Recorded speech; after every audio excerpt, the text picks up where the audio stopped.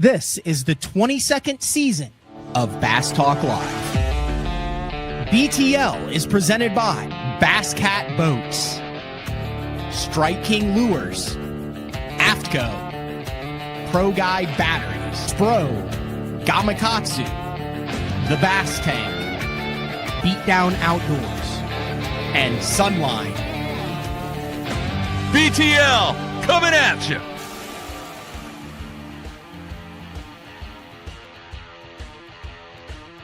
Good morning and welcome to another exciting edition of BTL Bass Talk Live, where we are going to talk about bass fishing post-classic edition.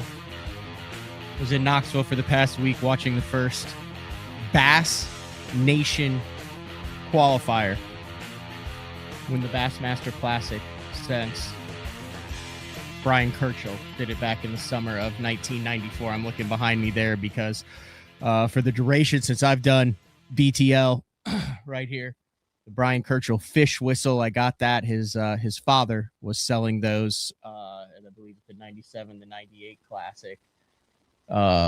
He passed away. Kirchhoff did, obviously. He was the Wrangler angler for like 6 months after winning that Bassmaster Classic, and there's been several close calls for Bass Nation, the grassroots, the blue-collar guys, to get the job done in the Bassmaster Classic, but that took place in Knoxville, Tennessee, on the Tennessee River.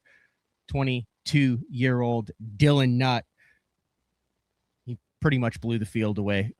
66 pounds, 13 ounces, $307,000, and outlast someone who will probably have a classic title or more on his resume by the time it's all said and done. Back-to-back bridesmaids finishes for Trey McKinney, 57-8. Man, this was an interesting classic, and there's a lot of information about it. There's a lot of things to unpack, and I have not had a chance to watch a lot of the TV coverage, so I am going to bring in one of the BTL's favorite guests and someone who was actually in a snowstorm and was able to watch a lot of the TV coverage, a lot of the coverage online. So when it comes to our ranking criteria, we are going to rely on Matt Stefan, who I will bring in. But here's what we're going to do in the first part of the show.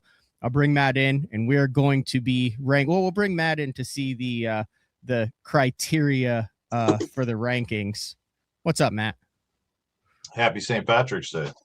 Is it St. Patrick's Day today? I saw everybody was wearing green. Yeah, the leprechaun was captured by my boys multiple times overnight. They set traps. They got a couple of piles of coins left. You know, if you catch a leprechaun in a leprechaun trap, they turn into coins. I did not know that. I didn't even know you were catching it. So, and what are the traps and what are the traps involved? Like walk us through one of these leprechaun traps. Well, there's several types of traps that they have. They like to. My boys think the best bait is some form of gold object. So my wife loves it because like they set up several boxes and they sprinkle like gold glitter on top of the box, and then they fall in the box. And yeah, it's turned into a whole big thing in my house. Like the leprechaun used one of the toilets because there was green water in the toilet bowl. So you and Sarah are you're in the I see. You guys are good parents. My milk and my creamer for my coffee was green this morning. Can you see that? No way. I don't know. It's kind of green this morning. I don't have coffee this morning. I'm going with the Alani because quite frankly, I'm a little tired after driving 13 hours partially through a snowstorm yesterday on the way home. But yeah, no, I was completely unaware of that. As an only child growing up in the 80s and early 90s, that was not part of my childhood experience. But it wasn't part of my childhood experience either. It's turned into something in my household that we enjoy doing. Phenomenal. All right. The problem, not to go too far on this, the problem is they like to set traps now year round. Oh, to try to catch some out of season leprechaun trapping, and that generally lets them down pretty good. Now, will they try to capture the Easter Bunny here in a couple of weeks? Like, will those traps then turn to Easter Bunny traps or Tooth Fairy traps? No, the only character we trap is leprechauns because you're trying to get his gold is the key. the Easter bunny is just normal Easter egg hunt stuff. Someone who trapped a lot of fish this past weekend, Dylan Nutt, Good 22 transition. years old. That was a good transition. All Yeah, right, that so was- I want to rank it instead of just, as Frank Scalish would say, bloviating about the classic going on. I came up with 8 criteria for the rankings, and then an overall grade for the 2026 classic.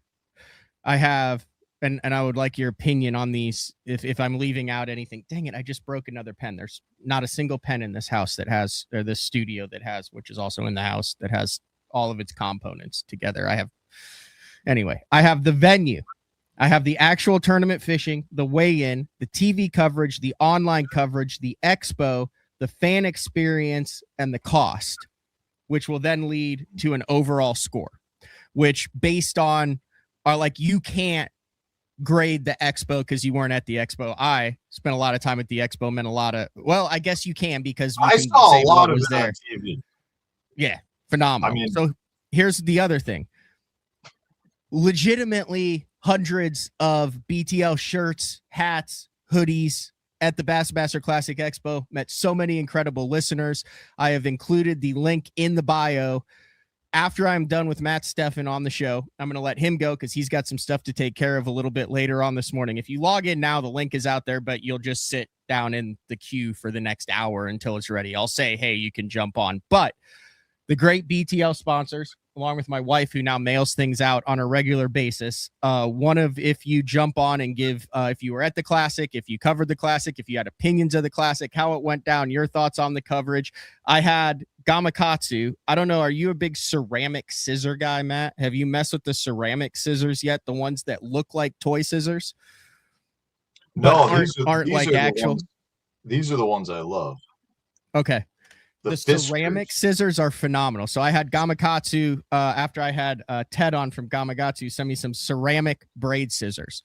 So if you log into the StreamYard, you jump on, you have good audio and video in the second half, spool of Sunline, pair of ceramic scissors, and you haven't seen this yet. The brand new custom BTL koozie, high quality koozie, even on the bottom with the new BTL logo on the bottom. That will be headed your way. I'll just write down the names and then pick one of the random people who call in, but we want to hear from you guys. But I wanted to bring you on because I guess you're in like a massive snowstorm. Well, we were, yeah, we set a record on, so it started late Saturday night through Monday morning, but we had 30.5 inches of snow. How long did it take you to shovel the driveway? When I talked to you yesterday evening while I was driving, or yesterday afternoon when I was driving on the way home, you were about to bundle up and head out and do a little shoveling.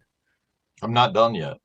I've been shoveling. Dude, to be honest with you, I'm so sore.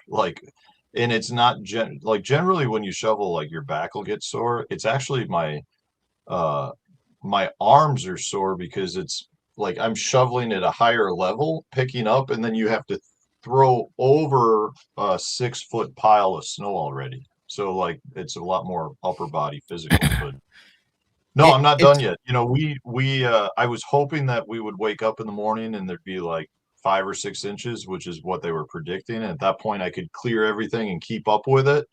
But we woke up with about 15 or 16 and it was coming down several inches an hour. So by the time we cleared just the path to get cars out, the rest of the driveway, like where the boat is and everything, is still got 30 inches of snow. Is 29 when I woke up this morning. In 72 hours, it's going to be 93 here in Oklahoma, in Shawnee. It's 2 here right now, but tomorrow, or what is today? Tuesday. Tomorrow is supposed to be back to 40. So yeah. No, so right. my weekend consisted of shovel for a little bit, come in, watch the Classic, shovel Classic, and then I had so out of that, you watched some of it on Fox, you watched some of it on Bassmaster.com, you watched some of it on social media. So between, I guess I would say that coverage kind of started on Thursday at Media Day on Bassmaster.com, went all the way through Sunday, included the lunch breaks, the behind the scenes, the live cameras, the national Fox broadcast, the online broadcast, all sorts of, Bassmaster had all sorts of different ways that you could watch this classic. There was also the anglers that were live that had the streams that you could click on to watch them live during it. Yeah, the classic to me is still like Super Bowl weekend. So we have our main TV, we have the live stream being fed to that, so that's on all the time. We had so there's basically we have upstairs and downstairs TV, had the classic on nonstop, and then if we went like on Friday, we drove to a friend's house about an hour away. We had the classic on in the car. I mean, we have the even if I'm not watching it, it's still on in the background. I actually should have probably had Hank on because from what I have understood, Hank did not miss a minute of classic coverage over the last 3 days. No, well, Sarah more than I understand it's the Super Bowl of bass fishing. Sarah definitely does not like the kids watching that much. Big screen time. Time was way over the limit. There were a few arguments this weekend where she was on Hank's case about, going and doing something that like go out and play in the 30 inches of snow. And he was very much like, it's the classic, Mom. It's the Catalina wine mixer. And I kind of sided with him. And then that led to some disagreements between Sarah and I. It really should be a celebratory weekend around here, but it feels like a Bears-Packers weekend. That's right. And Hank is how old, just for those who don't keep close tabs? You have Hank and Duke. Duke is into fishing, but more of on the eclectic side. Hank is a dedicated sports fan, particularly in the arena of bass fishing. And he is what? How old is he? He's 9. So my boys are 9 and 7. Okay. Hank is head over heels with fantasy fishing. So he watches it strictly from the standpoint of like, hey, Fisher and Naya just caught a 2-pounder and he moved up 2 places. So he's constantly watching his fantasy team. And with Bassmaster, they do, you're the fantasy guy. So they have Drain the Lake, they have the normal pick the pools or whatever it's called. And then they have now that pairing where it's angler versus angler. So he's constantly watching his team in all 3 different fantasy pools as to how they're doing. I would like to point out that I have in the overall moved up to 194th overall in the world, top 99.2%. So I'm back to my fantasy fishing expert. That's solid, but I'm going to point out that Hank's team, with the help of myself in the Major League Fishing Pro Circuit or Invitational, Hank is 11th in the country right now. So, you're talking, these are fantasy stalwarts here. Yeah. Rarefied air right there. All right. Did you like the 1, 2, 3, 4, 5, 6? I had, or 1, 2, 3, 4, 5, 6, 7. I had 8. I know Bass After Dark does the top 10, so I didn't want to do like 10, but then they also got that from David Letterman, but whatever. Yeah. Do you like those 8 categories? Is there anything left out that we need to add in the categories to increase the overall ranking of this Bassmaster Classic? Venue, actual tournament fishing, weigh-in, TV coverage, online coverage, the expo, the overall fan experience, and the cost. No, I think that's pretty solid right there. All right, let's start with the venue. Going into this classic, there was a lot of talk of, boy, is Bass ever going to go to anywhere new? They had announced just previous that the Bassmaster Classic was headed back to Lake Hartwell in 2027. This was the 3rd time that the Classic had been held in Knoxville. 2019, the year of the split. Ott Defo, hometown hero, wins that Classic, then jets off to the Bass Pro Tour. 2023, Jeff Gustafson comes in as the favorite, having won with his moping technique in a regular season event just prior. A very tough Classic, less than half of the field, caught a limit all 3 of the days. Gustafson has 6 pounds 11 ounces, 2 smallmouth on the final day with an 18-inch minimum length limit, but gets the Bassmaster Classic title to become the first Canadian to win the Bassmaster Classic. Then just 3 years later, we're back at the same venue. And there was a lot of talk going into it that how is this going to be different? We've seen it. It's the same thing over and over again. From your standpoint, watching it, did it feel stale? Did it feel rehearsed like it had been done? Or did this, in your mind, as it unfolded, fish like a completely different body of water from the previous 2 classics that have been held in the past 7 years on this venue? I mean, there's a lot to unpack there. I personally, I think this is one of the best locations to host a classic. And, I'm personally at one where I don't necessarily feel like you have to go to a new place every year. If everything exceeds in all of the categories you mentioned, if everything exceeds at that point, you could have the classic at the exact same venue every year, in my opinion. I think it's good to rotate, but I feel like it's critical to have a location that meets the standards that Knoxville has. And, having takeoff so close to the expo, having everything so centralized is critical in my opinion to really having very good fan interaction. And I think there's a lot of places where they can do that, but you might have to open it up to not just being a March tournament, meaning I've still got cars driving on the ice up here. So you can't have a classic in half the country. But I do think if you wanted to have a summer classic, I mean, what about a place like Detroit? I mean, you could have everything right there in Detroit and do it. You could come back to Chicago. Like, I know that's maybe not the places they'd love to do it, but I think a place like La Crosse could have an amazing a championship. So there's a lot of locations I think that could be potentially opened up to it if they did maybe move it to a little later in the year. But having said that, to me, I found this to be a very entertaining classic. Like, I think you can feel, even through the TV, you can feel the excitement level of everyone that's there. And I think a lot of that is because they did have thousands of people that turn out to take off in the morning. You've got people that are excited outside of the expo. I mean, I know you were involved in it, but from a TV standpoint, they still showed the excitement level. It just feels different. The last couple of years, which was what, Dallas, Fort Worth, and Tulsa. Tulsa. Like,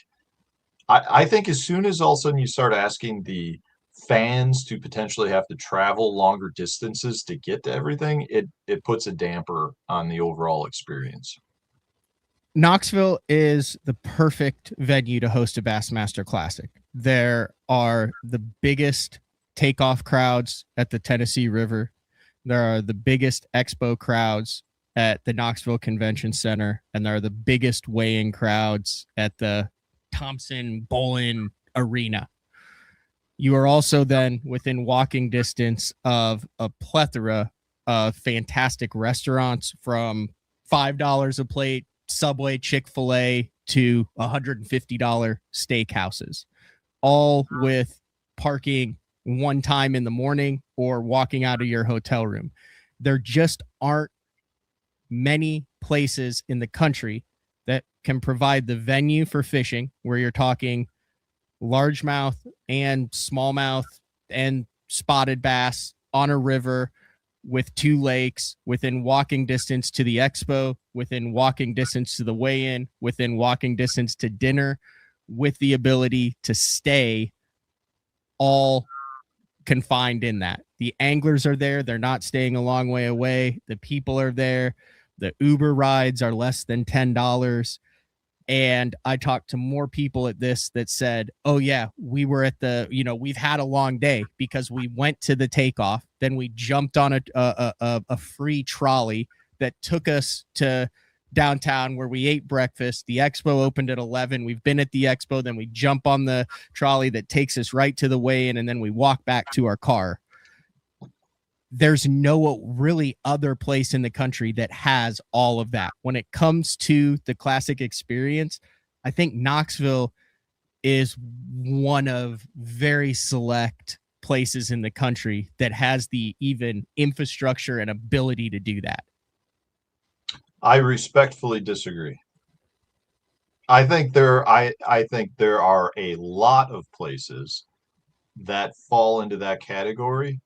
Unfortunately, there are not many of those places that probably would even entertain showing much interest in bringing the classic. Like, I think Knoxville is a community that it obviously is paying Bassmaster to go there. Mm-hmm. I think the unfortunate thing is when you limit it to a March tournament, you take out half of the country and you're limited to the communities that want to pay you to show up. And by doing that, I think Knoxville all of a sudden becomes one of the few under the circumstances that Bass is requiring. But I think there's actually a lot of locations that would fall into that category that could host everything you just mentioned would fall in line with that. I mean, I've like here's another Madison, Wisconsin. Madison, Wisconsin is built on the Madison chain of lakes. I mean, they've hosted big things before, like the ESPN outdoor games. I mean, for a 50 boat tournament, there's plenty of water there. And it's built right on those lakes. The Expo Center, everything is right there. But we're froze because they limit it to March. I'm just saying, this is some of this has to do with Bassmaster's requirements too. But when it comes out to a venue, should we rank it out of 10 or out of 5? 10. Okay, out of 10, I'm giving the venue a 9 out of 10. And by venue, you're talking host city. The host city. Yeah. The fishing, the expo, the weigh-in, the entire venue as a whole for a Bassmaster Classic, everything involved, 9 out of 10 for me. Yeah, I would agree. I would actually say it's probably I'll say a 9 out of 10 too. Like it's hard to do a 10 out of 10, but it's a perfect location for this type of event. Mm-hmm. So 9 out of 10 on the venue for both of us.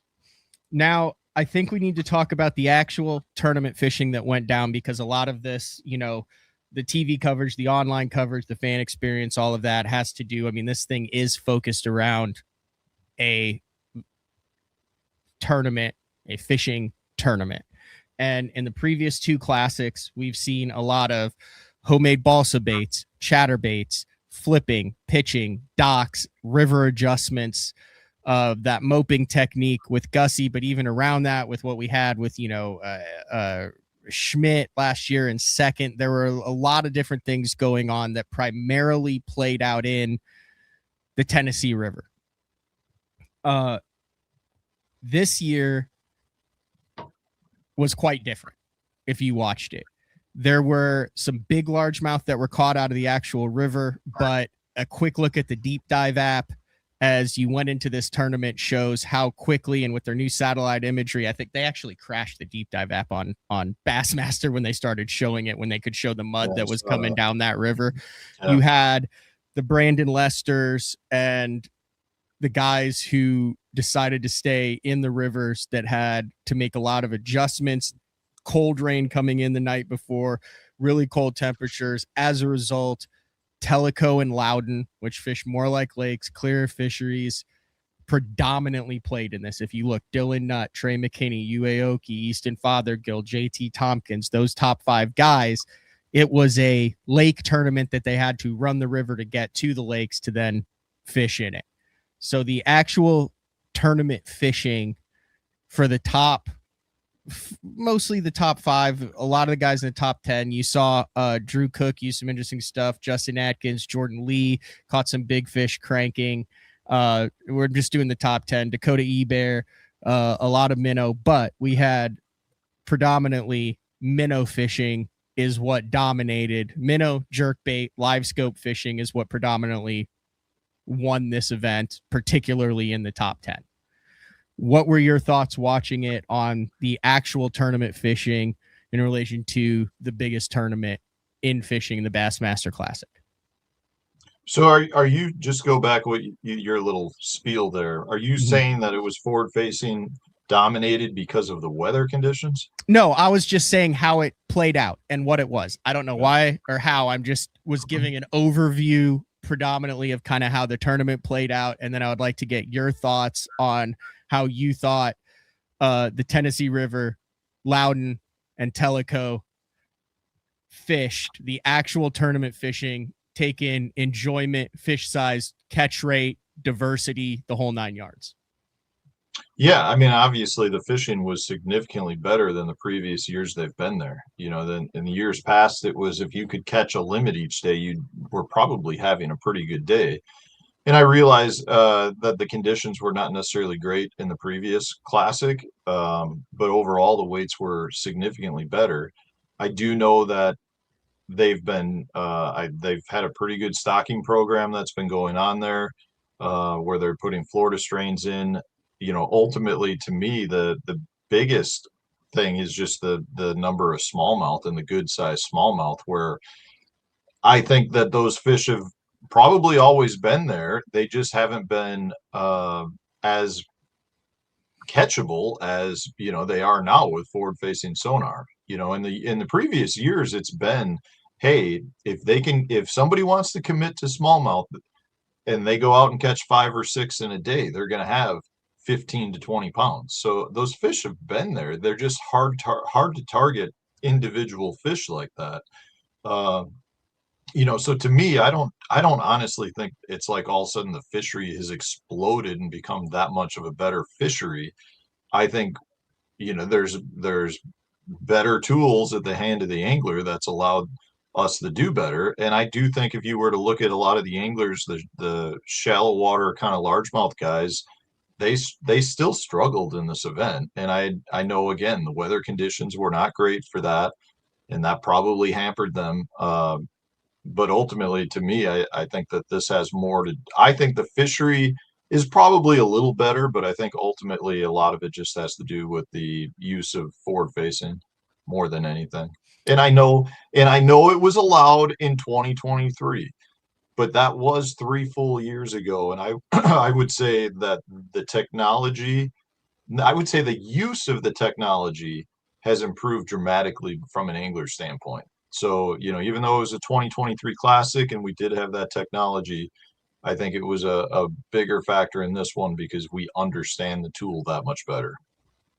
That's fair. There were 10 bags over 20 pounds that were weighed in over the course of the event. Obviously, that freak show bag on the second day by Dylan Nutt, 26, 11. And then there were also 2 bass over 7 pounds that crossed the scales on it. For that classic, for that weight, 66 pounds to win. There were, to finish inside the top 10, Wesley Gore had 48-11, but the top 9 guys had over 50 pounds for it. Out of the top 10, every single person had a limit on the final day, I believe, with the exception of Drew Cook and I think Caleb Hudson and then Dylan Farlado. Did I say that correctly? I think I finally got his name right. I believe that's right. Fallardo. Falardo? Dylan Falardo. It might be Falardo. I think it's Falardo. Yeah. I was calling him like Farladu, and people were all up in my DMs about it. Didn't have limits, but he had actually there were 11 bags because he had a 20-pound 11-ounce bag on the second day. I thought the fish quality, the diversity of it, it's been a while since there's been like a fish that sticks out to me in a classic, and that 7-pound meanmouth, smallmouth, whatever you want to talk about, that Dakota Ebear caught, that was on live, that he caught it, that everybody, I was actually at the conservation symposium when that went down, and that kind of generated a lot of discussion. Yep. There's not many places in the country where you can have either a 7-pound smallmouth or meanmouth or whatever people ended up determining it to be weighed in, and also where like a guy like Dylan can have 3 for 613, but then is also at a fishery where he can jump from last place in the tournament or next to last in the tournament into the top 25 cut the next day. So from a fishery standpoint, I liked the fact that you could make a big move. You were rewarded with big fish. There were opportunities based on how the river fished this year for a big fish to get you back in the mix, but to also contend with consistency. I agree. I think from a fishery, it's about it's one of the reasons I thought this was one of the better classics in a long time. And I realized the end result is Dylan, really blew it away. But I mean, until the end of the second day or until the weigh-in on the second day, it did feel like a tournament that was like, man, anyone in the top 10 can win this event. And I think from a drama standpoint, that is what you ask for the fishery. You want a fishery where you kind of top out probably in that 20-pound bag range. And if you do that, you're going to make a big move. You want a fishery that is got the chance at a big fish, but isn't going to be something where you have to rely on catching that giant bite. Then in this case, each day we kind of saw a couple of those really big 6 to 7 pound class fish that helped an angler make a big jump. So I think that's one of the keys to a good location is a fishery that is not great. Like, you go to a place like Gunnersville and you expect to catch a ton of fish. It's still a tough enough fishery where like catching 5 does do you something, but you've got the quality where one good bite can also move you up a bunch. And I think we saw that. I will say the number of fish catches was pretty insane. I mean, it didn't seem like it was nearly as tough as it was, but even having said that, there were still a lot of anglers that, struggled one of the days, right? So it wasn't like you just went out and caught them, but it did seem like if you landed on the right area, those guys caught them pretty fast.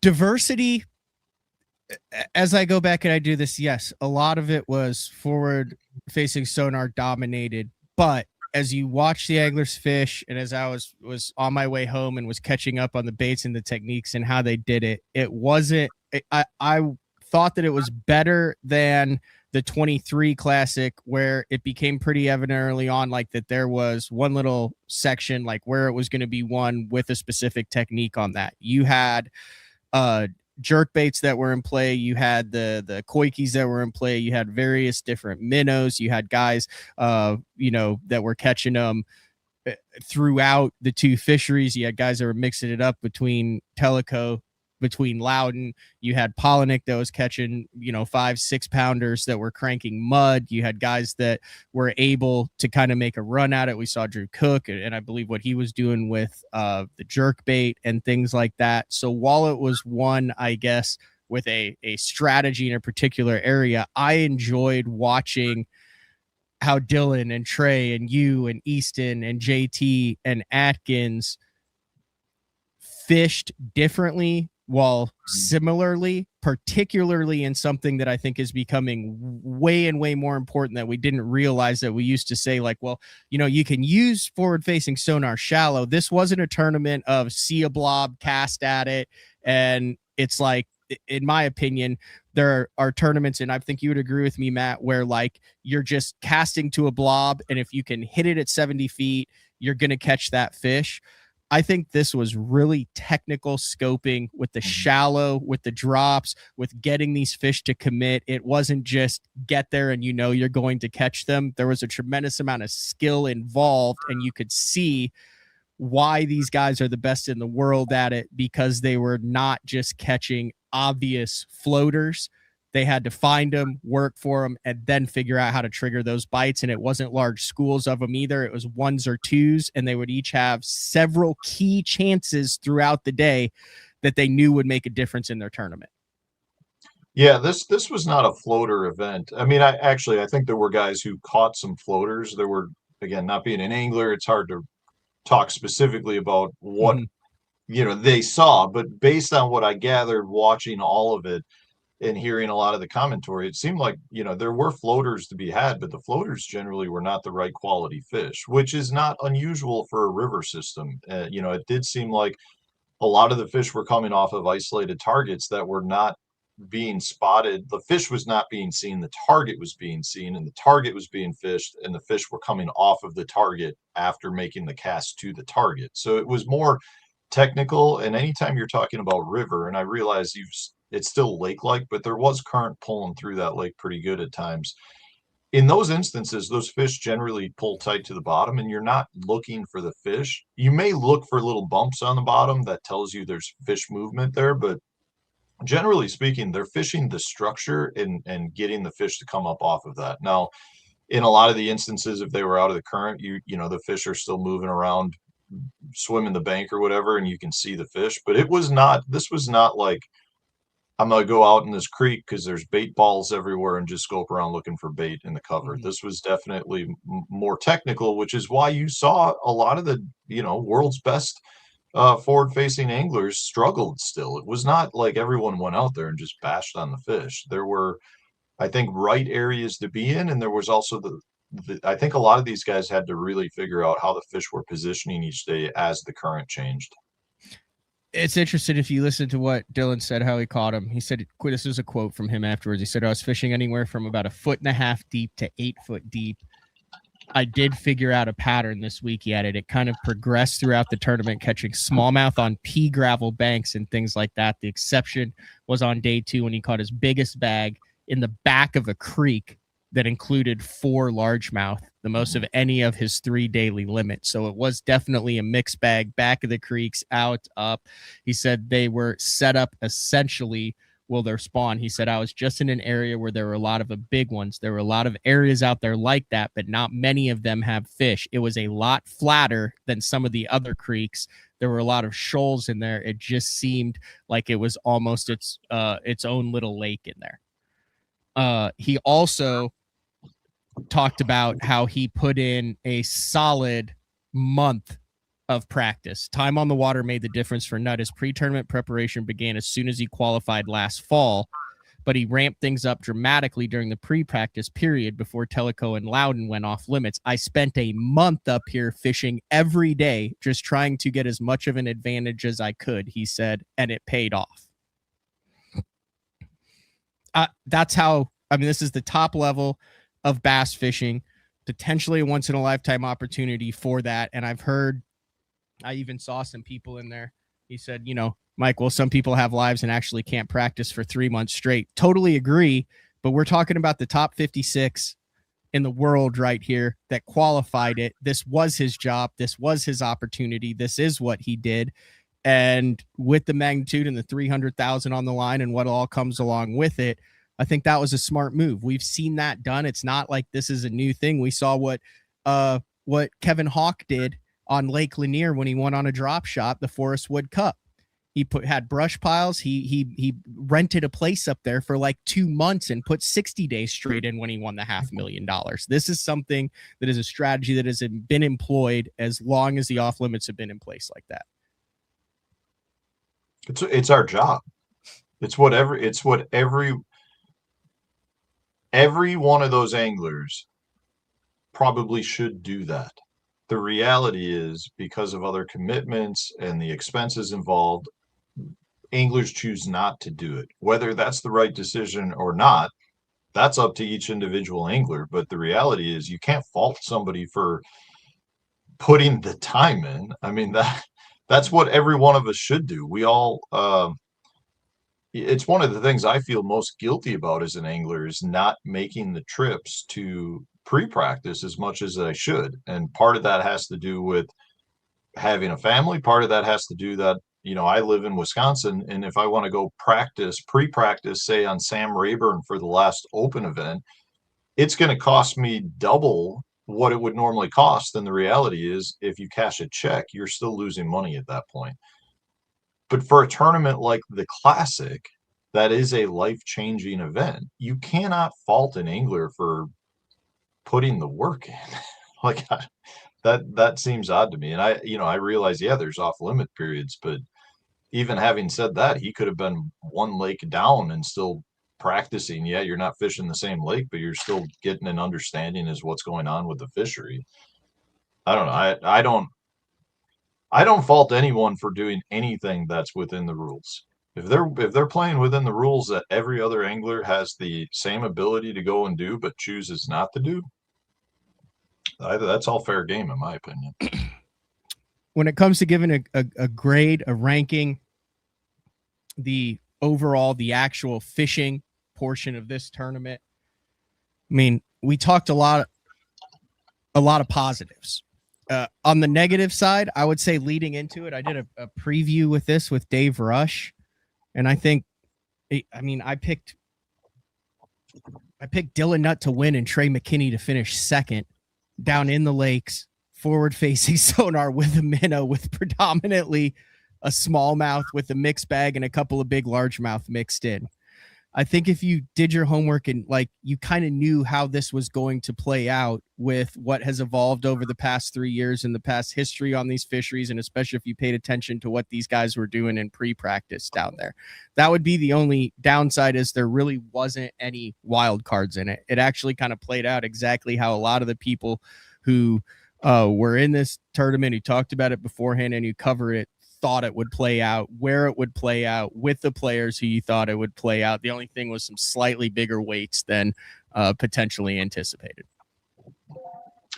Yeah, and I mean, I think that's a function of the lake that they're fishing, the time of year that they're fishing it. Like, I mean, I don't know that anyone went into this tournament really thinking that this was not going to pan out the way it did in terms of fishing styles and, you know, the way they caught them. Like, obviously, yeah, you could always run into some like really there was good. no chartreuse grub X factor in this, like there was No. at Gunnersville, is what I'm saying. No, and I mean, again, I would say on Gunnersville that yeah, you always have that opportunity of complete surprise, but in this case, you're talking about a pre-spawn event that, in my mind, already limits you to a handful of really good presentations, and when we saw those presentations, shallow cranking, you saw some vibrating jigs, and basically you saw minnows, you saw the koiki, which has been everywhere right now. And, you know, Easton at one point pulled out a Carolina rig, which is, you know, a good bait for this time of year. But in general, and the jerk bait, I mean, those are your pre-spawn stalwart baits pretty much everywhere you go. So did you expect to see somebody catch them on a topwater, or, you know, something that was kind of out of season, I guess? No, I didn't expect there to be anything. And the weight wasn't honestly, that off. I picked 64.5 was my winning weight. I was surprised, honestly, to see as much variation as we did. I was concerned this was going to be a straight minnow event, and I didn't feel like it was a straight minnow event.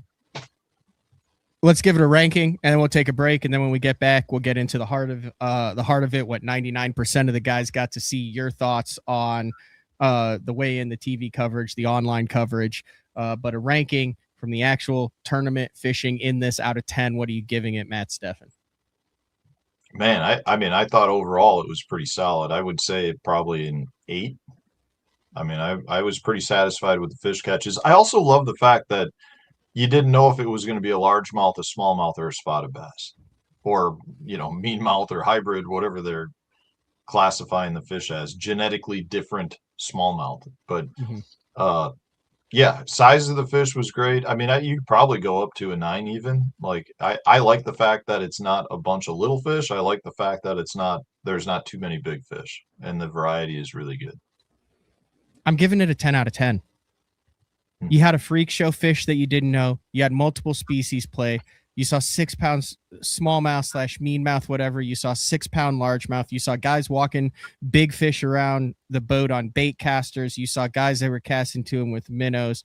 It wasn't just one thing. You had the 10 plus bags over 20. You had guys that were 15 pounds out of the cut who made the cut. You had guys that were 4 pounds out of the lead and then 5 pounds into the lead. You saw guys who were able to jump and make moves in this tournament all 3 days, even though it ended up being a little bit of a runaway for Dylan Nutt.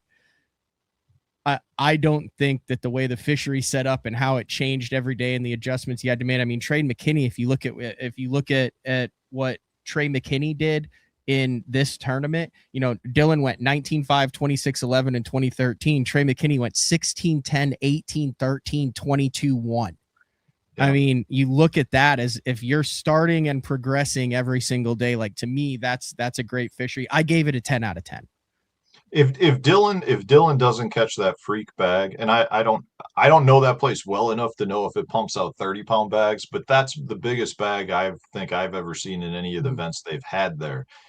If he comes in even with 21 pounds, you know, it instead of the 25 or 26, I mean, some of that drama is back in, and that's still a monster bag that he would have caught. So, like, to me, up until the weigh-in basically on day 2, I felt like you could have had there could have been guys coming out of 10th place to win that event. And I know it didn't shape up that way, but that's what you're looking for in a classic. It wasn't like an immediate runaway after the first day. I thought Easton was going to be tough to track down. Honestly, yeah, you had the defending Bassmaster Classic champ who was leading the event after the first day as well, too. But to your point, when it was all said and done, 2nd through 6th place, separated by 2.5 pounds on a fishery where 6-pounders, multiple 5+ pounders were caught every single day. Outside of the 26-11, I mean, that makes it. But I always say, like, you know, back when like UConn women's basketball was involved, like, you can't blame them that like the women's Final Four wasn't exciting because they were that dominant because they could drain threes. I mean, Dylan went out on day 2 and drained 10 threes in a row to come in with 26-11. And that's the beautiful thing of sport. You can't like once you start manipulating it, so it's, oh my God, who's going to win it in every single event like that? Now you're compromising the integrity of it. That's why I hate the 0 weights all the way through and things like that, because yes, sometimes you're going to have a blowout or a guy who's going to win it, and he needs to be rewarded for that, even if that was on day 3 or 2, which maybe took some of the mystique and mystery out of it on the final day as to whether Trey would get it, whether Easton would make a comeback. Aoki had JT Tompkins, who was making a run at it as well.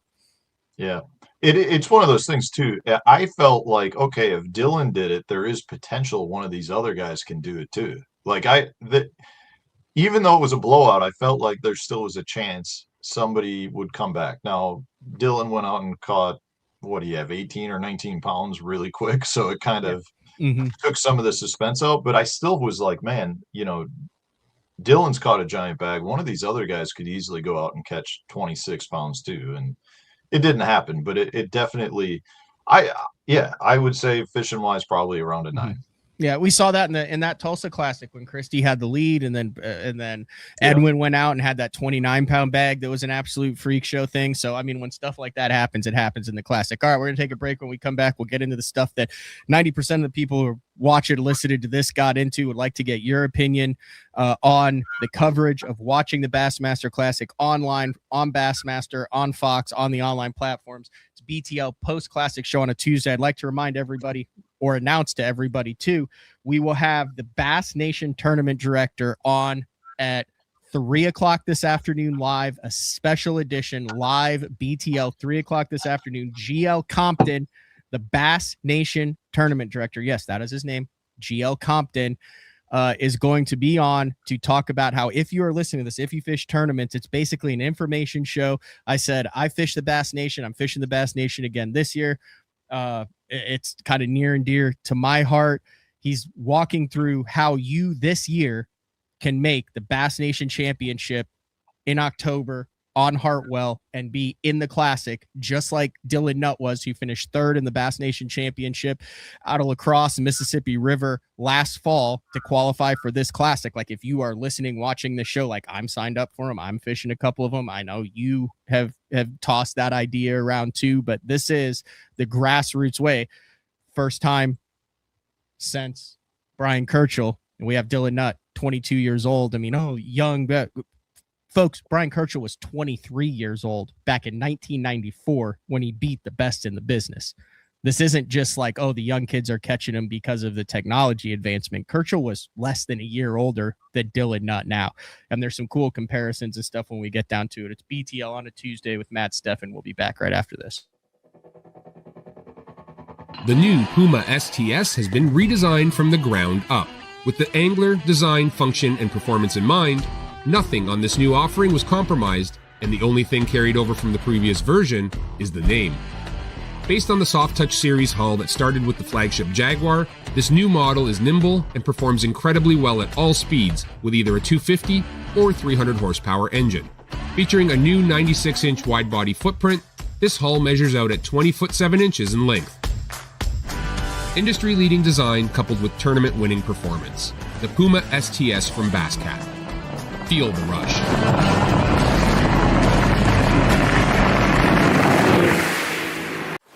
When I'm in a tournament, conditions are constantly changing and every second matters. With the Deep Dive app, I can instantly pull up all the current lake conditions all in one spot. So no more looking at weird government websites. In just one quick glance, I have water clarity, water level, wave forecast, it's all right there in the Deep Dive app. Download the Deep Dive app and get all the tools you need to put together an awesome tournament. All right, quick break. We're back. All right, Matt Stefan. I was at the Expo meeting a lot of great BTL listeners, looking at some of the great products, which I'll talk about a little bit later on when we get down to the Expo portion of it. When it comes to TV coverage, the online coverage of this Bassmaster Classic, I will defer to you, and I know that on Matt Stefan Fishing, you'll have videos out about this in the coming days. I don't know. Are you planning on doing anything about like your classic experience? I know you do 365 videos a About year my over. classic experience. Yeah, watching it and things like that. Like I feel like you need to do a video where I put it out Sunday night. you put it out Sunday night. Okay. Well, like I said, I've been driving and working and doing all that. I feel like you should have Hank do one. As a kid obsessed with the game, what his thoughts were of it. Because that's pure, right? Like that's not tainted by any of the adult life experience things where I think we're predispositioned to negativity. Like this is just a pure joy of watching it. I mean, if he wants to do it at some point, he can do it. I think you just sit it down, turn it on, and say, "Tell me about Classic Week, hey. What are your thoughts?" I mean, I'm sure it would be entertaining. This is one of those things that, as a parent, you'd kind of, I don't know. I feel weird putting them on sometimes as it is for like the Wednesday nighters, but I do those for like my own personal memory. Like I can go back and watch them. I don't really like Hank can start his own YouTube channel. There you go. All right. Your thoughts on how it all went down as someone who wasn't there, snowed in, and was watching it to try to get a feel for it. On what part? What are we talking about? Let's start with the Bassmaster coverage. The meat and potatoes, the fans who know to go to bassmaster.com, to have Tommy, to have Zona, to have the on the water stuff, the meat and potatoes, first cast to last cast, online bassmaster.com stuff. I thought the coverage was dramatically improved this year. I feel like in years past, they've spent a lot of time interviewing people on the showroom floor and taking away from the actual fishing aspect. But in this case, even when they had like guests on or were still interviewing, doing various interview type stuff, they always had the fishing still up. So it was kind of like overlaid with that. So for me, the emphasis was back on the fishing. I like that. I don't necessarily need to see hours of Expo showroom type interview stuff. The other aspect to it that I really liked is every time, Davey Height and Mark Zona are back on, it just makes me want to have more of them. I find them extremely relatable. I find them very entertaining, goofy at times, and it just like it feels right to be watching them. When they're not involved, it's harder for me to watch, and that's not a knock to anyone else, in the Bassmaster staff. I just really relate to those guys. So like to have them doing it and being involved in so much of it is just very entertaining. So when you mix in the fact that the emphasis was back on the fishing, I thought there were less commercials, or at least they were timed better. Man, I just felt like they was really back to the fishing, but yet you still got the sense that this was the classic. Now, what I will say that I did not like with respect to the coverage is, they were on Fox on Sunday. Like they had I think it was a 4-hour block. I think it was 1:30 to 5:30 at my house. I didn't like the way they did that. I thought what they were going to do is transfer over basically from the live stream to mainstream TV. And that it turned into being like a recap show. So like the catches that we watched on the live stream earlier in the day, they replayed them as if they were kind of just happening on Fox. And on top of that, so it was almost like it felt like a recap show for, that entire time they were on Fox. The other part to that though, that I didn't like, and I understand why they're doing it, it just doesn't resonate with me, is they dumbed down the TV show. So what I mean by that is it was very clear that like Davey or Zona or, whoever was talking at the time would make comments like, okay, what we see here is they're culling their fish out. They caught a bigger fish, so they're replacing their smaller fish with their bigger fish to increase their weight. I totally get that they're doing that because you've got all these potential new viewers who are flipping channels, found it on Fox, and they're watching going, why is that guy replacing that fish? I get it. As a diehard bass fisherman, I'm watching the Bassmaster Classic. I don't want it to be dumbed down. So not only now are you asking me to watch a recap of the catches that a diehard's already watched on the live stream, now you're asking me to watch a dumbed down version of it. And I did not enjoy that. From the analysis, from the on the water coverage, also it seemed like from what I saw, like they had a really good signal out there and everything was crisp and clean. I know for a fact people take for granted. You have people in the most important tournament of their lives, literally in the most important hour of their fishing, and they're worried about their performance on the water, and they're making a TV show, a live stream out of this with audio, with video quality, with people on the studio, not knowing where these guys are going to be, who's going to catch them when, and when they're going to catch them. But from what portions of it that I saw through the expo on the way home, watching back on the replays, they make it, and JM and Bassmaster did an incredible job of seamlessly stitching that together to where, it's not a 60-minute thing that takes place on a court with fixed cameras to where where the guy's going to be when he takes the final shot. To get what they did, to have the quality that they did and things, I think that has grown leaps and bounds from the early times, and this was some of their best production quality material that they've put out. Yeah, I think it was good. They had some key things that really allowed them to utilize it, like Dakota's 7 1/4 or whatever it was. Like when things like that happen, it create drama that they don't, that's easy to promote, right? So I think there were several things that happened. I honestly think one of the biggest issues that they have with the Classic is the overall coverage has gotten so good for all tournaments that there's not really a way to separate the coverage for the Classic. Meaning it's almost like because the coverage is so good across the board that it's like, how do you make the coverage for the Classic feel like it's that much of a step above? And, I'm sure they had a few extra cameras in the boats with guys, but coverage wise, I thought it was very good. I thought, for me, it really comes down to keep it on the fishing. I like having Zona and Davey back, and, it didn't seem like it was overrun with commercials. Now, Sunday afternoon, there are some people, and you talked about it too, with a little bit of the overlap.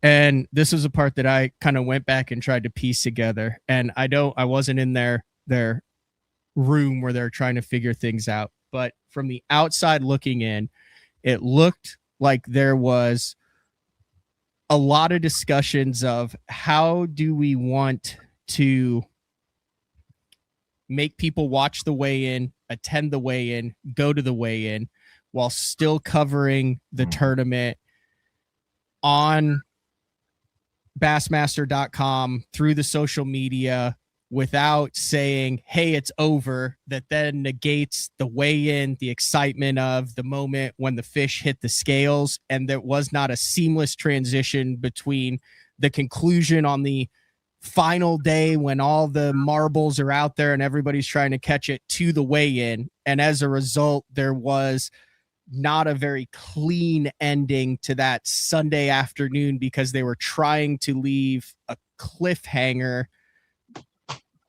so people were intrigued enough to go watch the weigh-in, while also putting together what you mentioned, the package for Fox that was live, and then have the weigh-in on Fox also. It just seemed like there were a lot of pieces in that afternoon coverage that individually were good, but then didn't completely all fit together. Yeah, I know. I mean, obviously there's background there in terms of how everything flows together and timing, and they're trying to get as many views as they can to pitch the classic to other cities and sponsors and blah blah blah.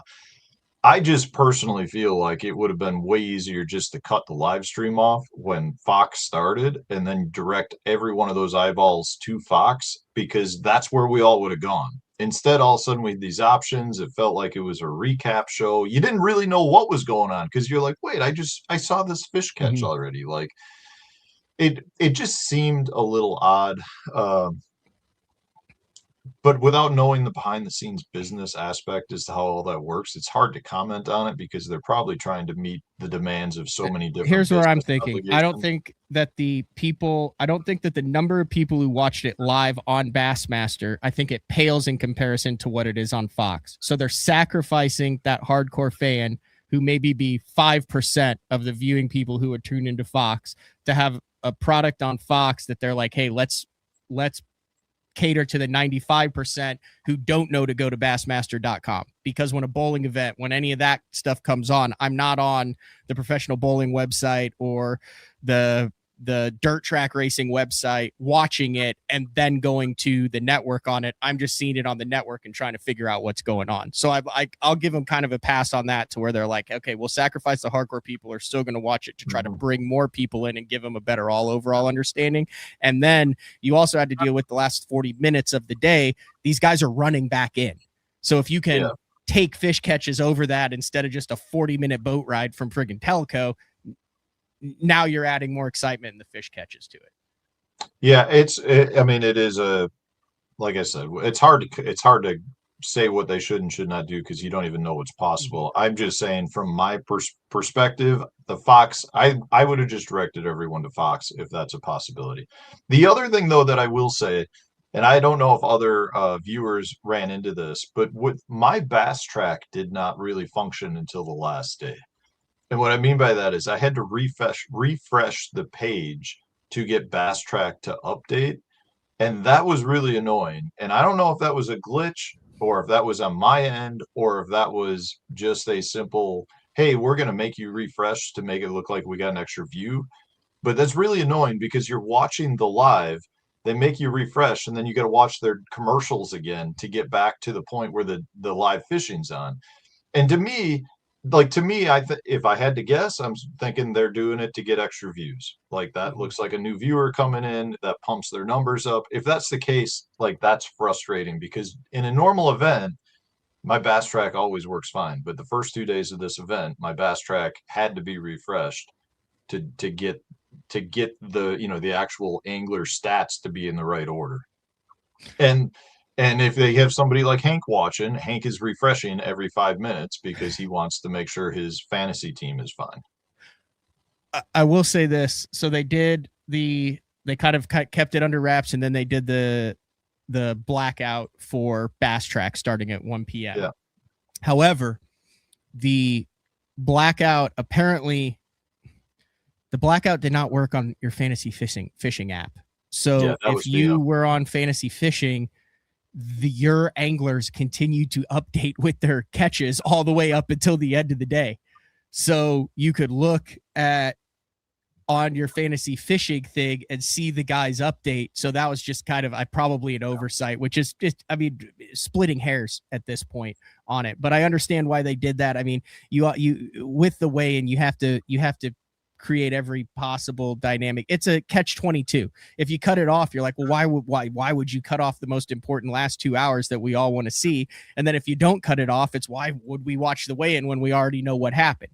It's between a rock and a hard place. The perfect scenario there is you have 3 or 4 guys that are vying for it. They all catch fish in the last hour. Everybody watches it on live, and then you want to tune into the weigh-in because the weights aren't exact and you don't know who's going to win. But that's like a 2 out of 10 scenario in tournaments. Yeah, and then when you have somebody like Dylan Nudd who's going into it with a 10-pound lead, you're like, well, he's not going to get caught in that last hour anyway. So, you're asking for a lot for 3 days of competition, to be all done, all live, all on TV. I know it's a hard thing to do to make that, to want to continue to get people to watch the whole thing. But the reality is sometimes a football game's 45-0 too. right? Like, Yep. I don't know I don't know where to go on that. I As just far know as there's the behind the scenes stuff, the lunch stuff, the angler cams that they have to go through on Bassmaster, where you could click to see if they're live. Guys, that's all bonus coverage that Bass hasn't done and doesn't have to do, and are trying to add value to it. If that's your cup of tea, you can watch someone with no commentating. If you want to get caught up over lunch, you can. If you want to see what's going on at the expo, you can.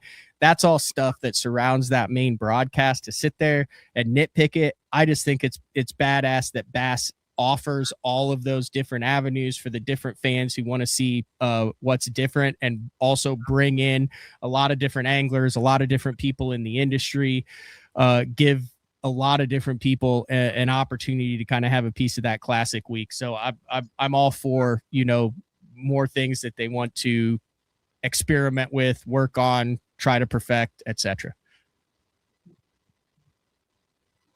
Yes, no, you think they should just ditch all that stuff, Matt? No, I mean, I think it's fine if they want to offer all of that additional footage, but I don't know how you fit that into the main, main feed where people want to watch the fishing. Yeah. I'm not going to rank you want to this. offer it as side deals and side videos and blah blah blah. Like, I think the more coverage is ultimately the better, but that's not what I'm after. I'm not going to rank this because I don't think I have enough of it. I did enough to be able to speak educated on it, but not enough to have an actual ranking. So the TV coverage and the online coverage, you're the only one with a ranking on it. Start with the TV coverage, Matt, out of 10. I thought TV coverage was probably an 8.5. That was really good. And the online coverage?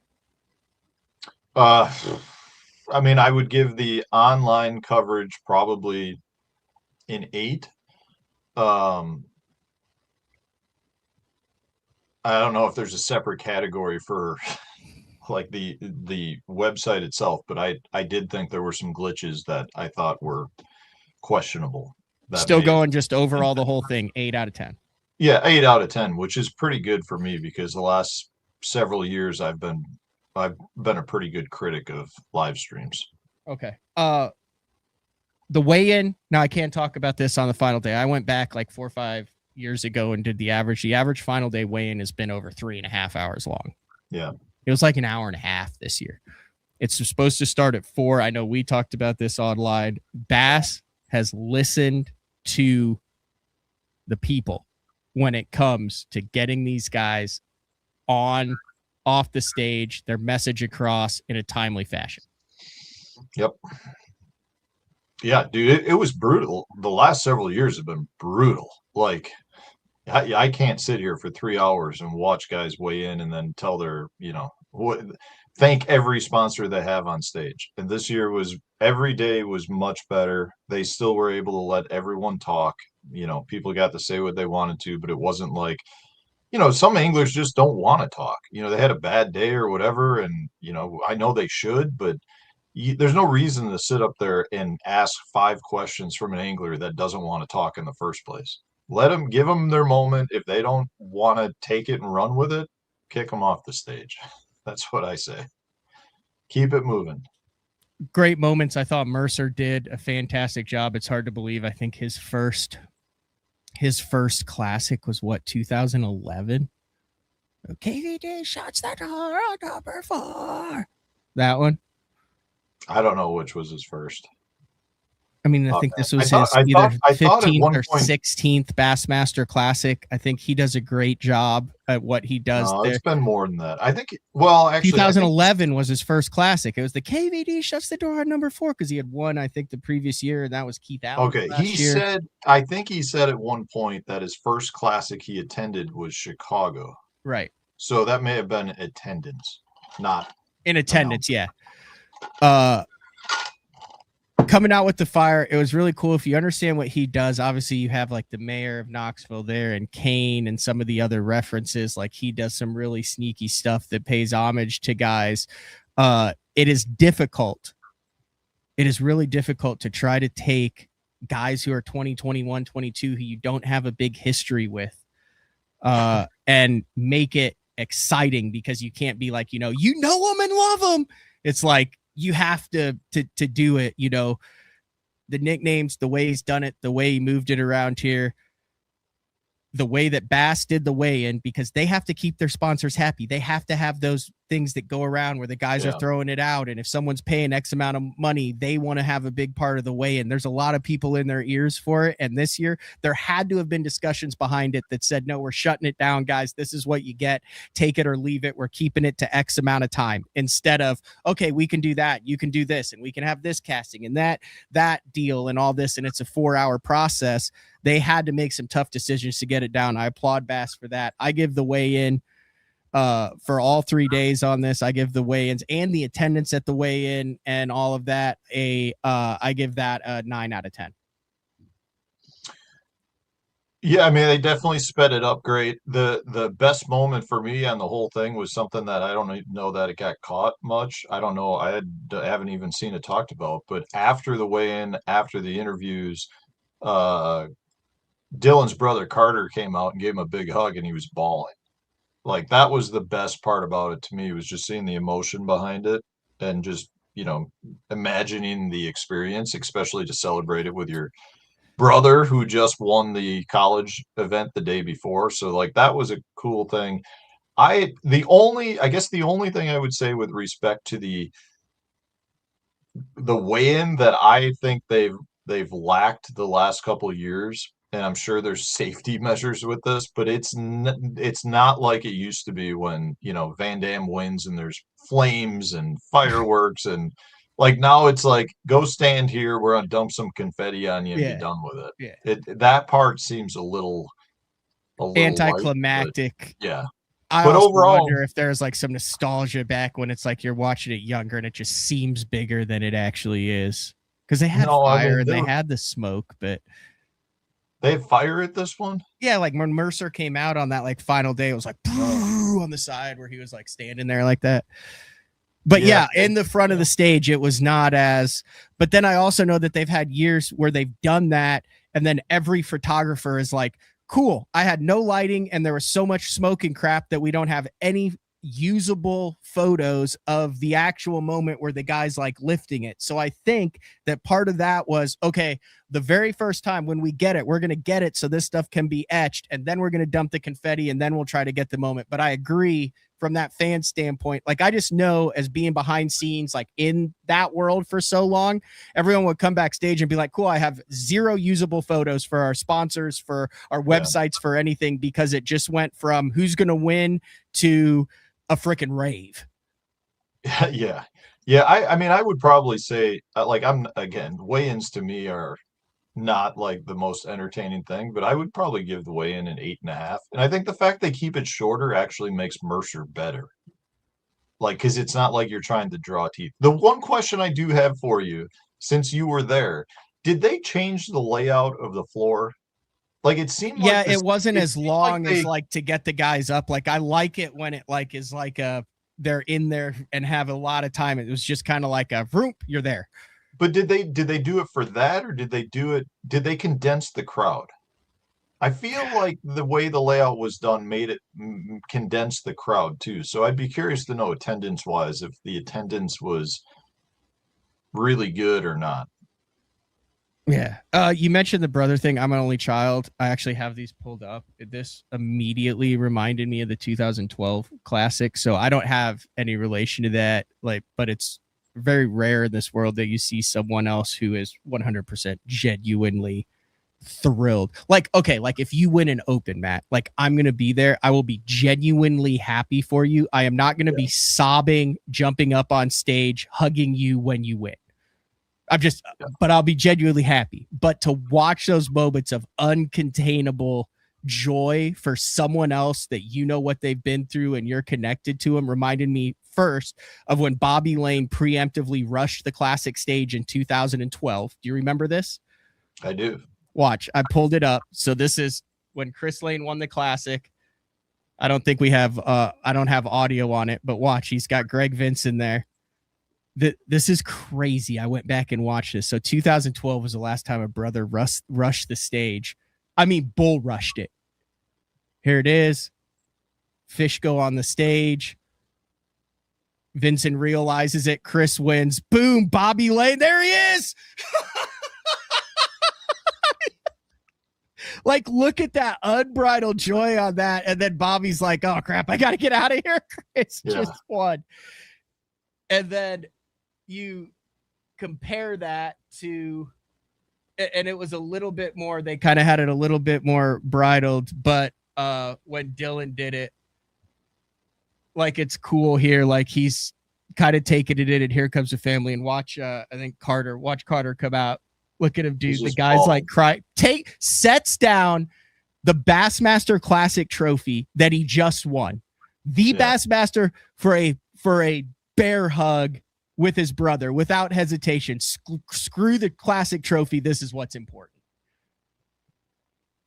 Dude, like, I don't care what age somebody is. If you're doing this at that level, we eat, sleep, breathe fishing, and it's such a culmination of emotion. And I don't care if you're 22 or 42.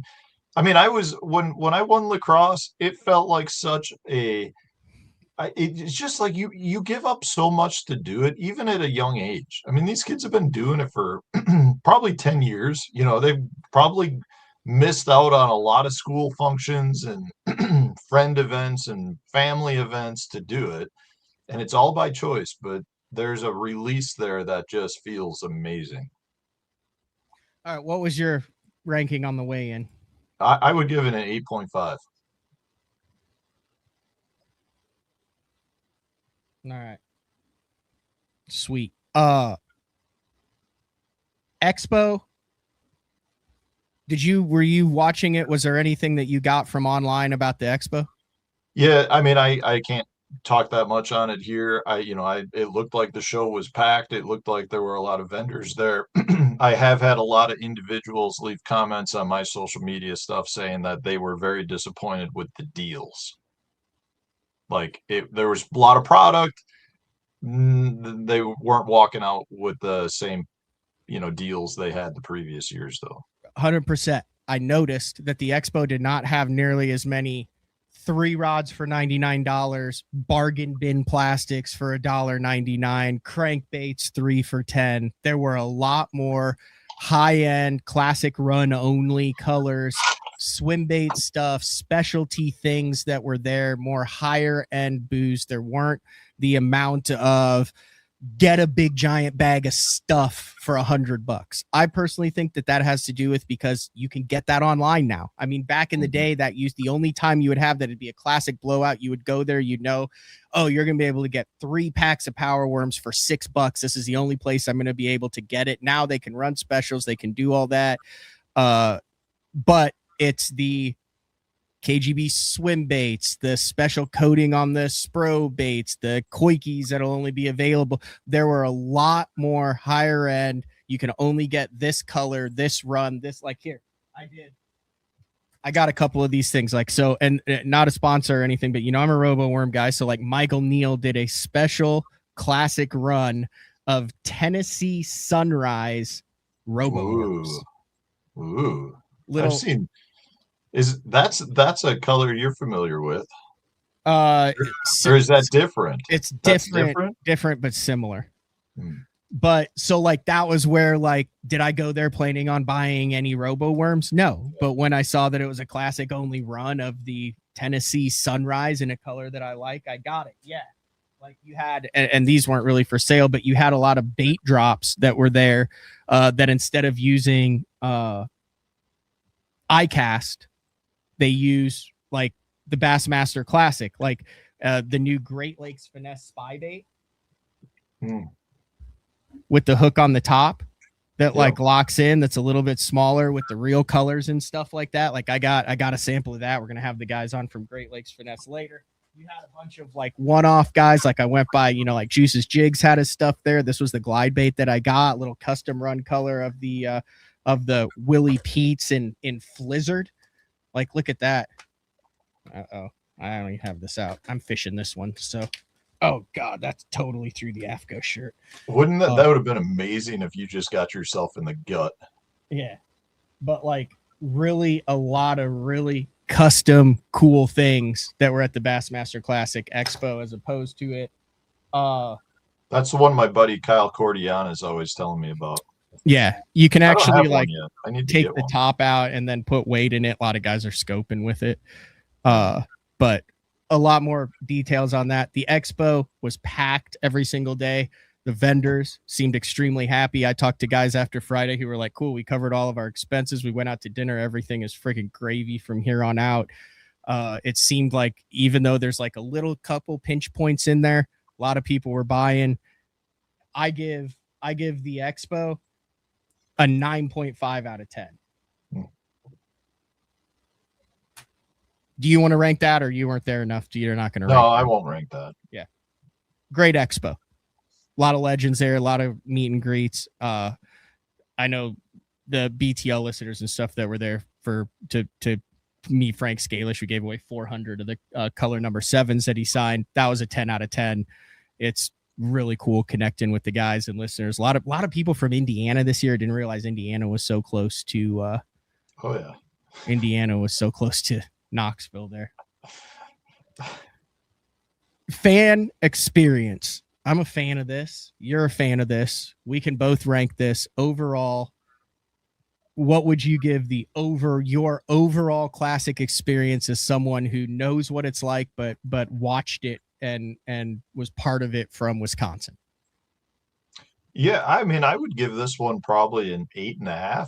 I mean, it was maybe a 9. I thought it was a really good classic. I mean, again, it was not my there's things I didn't get to partake in, but as a viewer on the outside looking in, I found myself enjoying it very much. Sweet. I mean, let's put it this way. It is the one thing about the classic, I feel like as an angler, is it always kind of lights the fire back under you as an angler. And it's like, man, I got to get my shit together and I got to make qualify for this thing. Yeah.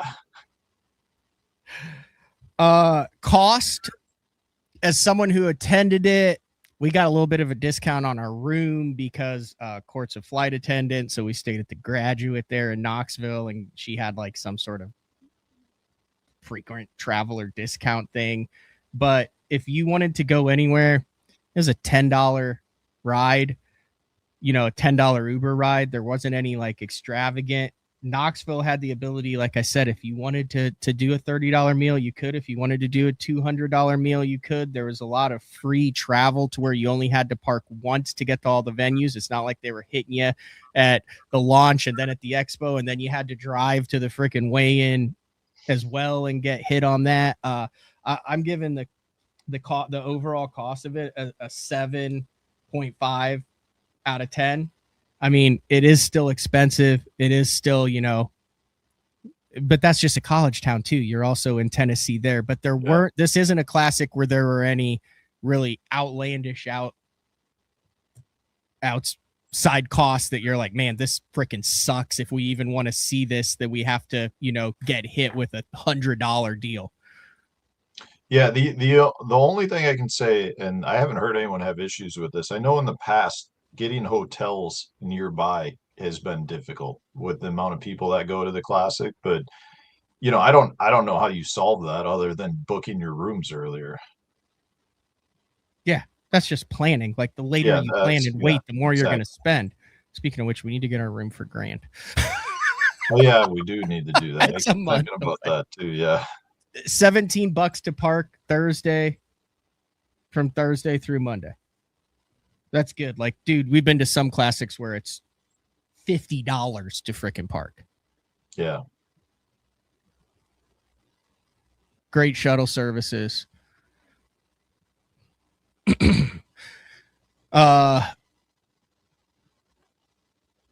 Yeah, 7.5. You know what? I'm going to change it. I'm going to give it an 8 out of 10. It was still just expensive, but that's it too. Like, I mean, I think I spent between everything on tackle, I spent less than $400. I got some 8-inch socks, some of these things. I got the Willie Pete. I got a couple bottles of Takus, bite juice. Mm-hmm. The Koikis thing was nuts. They started it there, like at the first day, and it was 6. And after 20 minutes, they went to a limit of 3, and then they went to a limit of 2, and then they had to do crowd control over the next 2 days. And I mean, you can go to Best on Tour and on the Instagram and watch how it went down. I mean, there was definitely a frenzy for any of the urchin style baits. I could see that. I'm actually surprised they had as many as they did there. Yeah, there were no UT sporting event conflicts at all. They were actually on spring break, so there were very few students or anything in town, so you could get into any eatery, any restaurant, any bar. Ubers were readily available for everybody. All the Uber drivers were ridiculously nice. They were very appreciative because they said, oh, we were not planning on making any money this week until all the kids came back for St. Patrick's Day, and they all were right there on time, easy to get around, not a lot of traffic. I mean, and from an expense standpoint, I mean, you're in a bigger city, so I don't know, you're never going to get out of there without having to pay for something, right? But when you're in a big city like that, like you said, you still have the options. If you might have to pay $15 to park, but you can go to Chick-fil-A down the block and save a few bucks on your meal and not go get a high-end meal. You have the option, so it's nice to have that, which you don't always have. Yeah.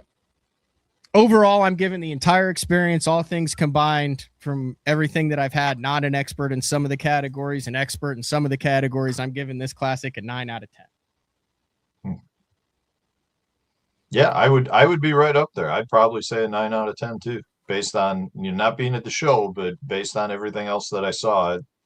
There were not many things I would change that could have made it much better.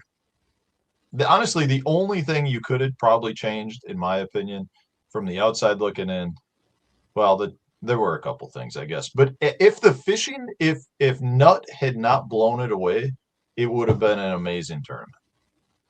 And I can't fault him for catching those fish, though. None of us did anything under an 8 out of 10. Venue, actual tournament fishing, weigh-in, TV coverage, online coverage, the expo, the fan experience, the cost, and the overall. And people might say, oh, you're just sucking up the bass or doing whatever with this. Honestly, dude, I think if I look at the last two classics and Fort Worth and Tulsa, I feel like I don't know that I would have given anything over a 7 in any of those categories. I agree.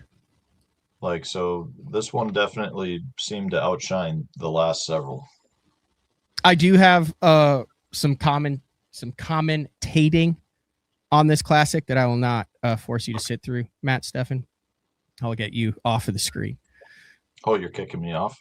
Okay. Well, unless you want me, if you want my opinion on those who have opinions who did not invest their own time or money to attend said classic, but want to create a narrative to drive their own political agenda.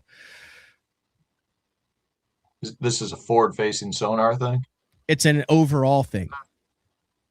I'll sit here and listen. I got about 10 more minutes, then I got to take off.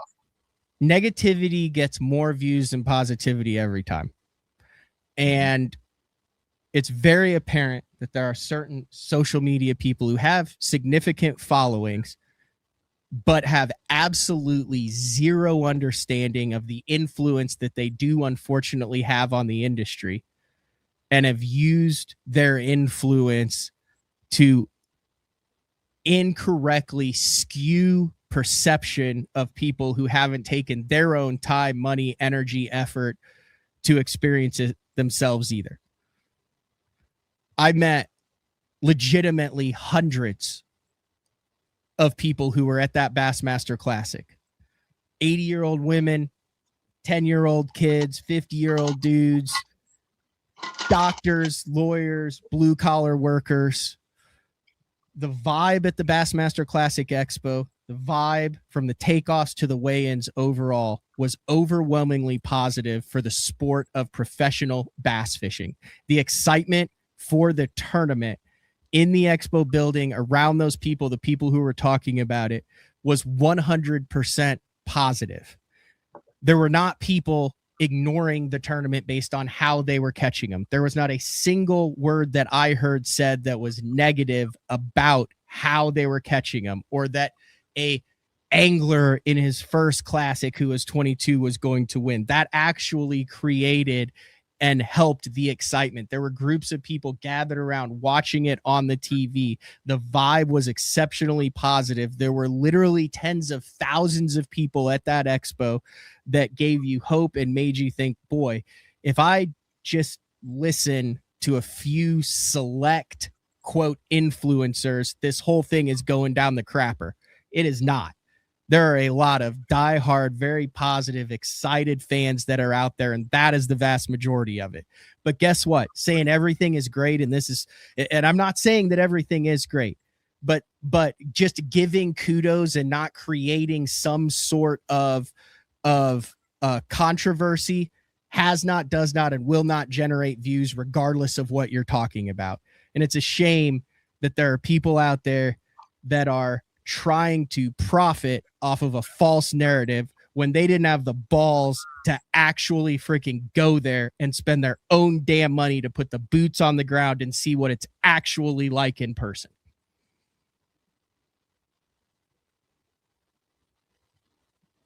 I like how fired up you get.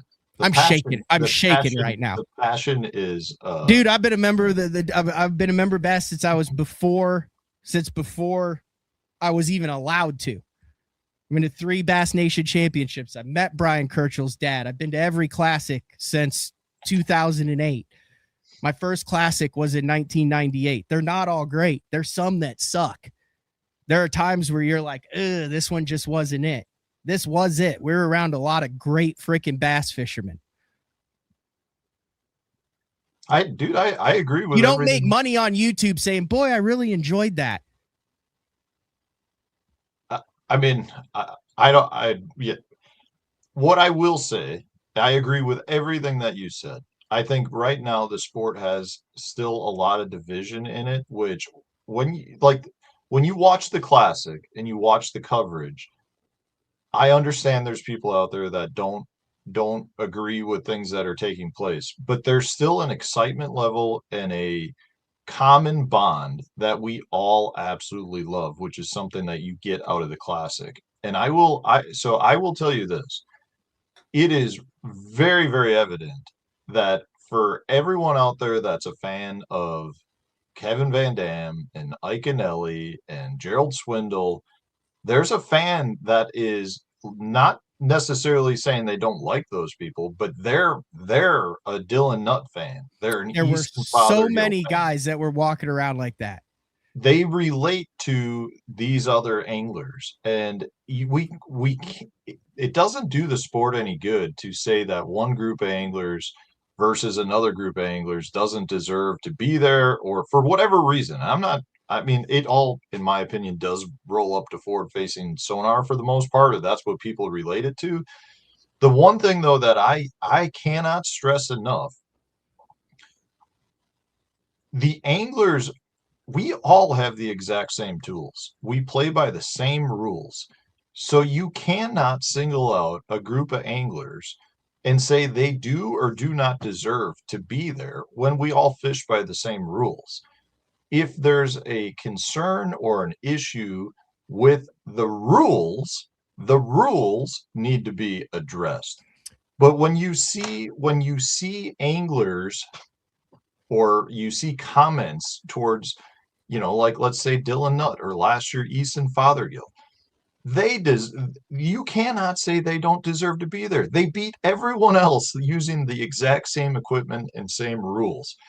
If people want to argue that forward-facing sonar is bad for the sport, that's fine, but separate the anglers out of it. Don't hold the anglers accountable for doing what they were supposed to do.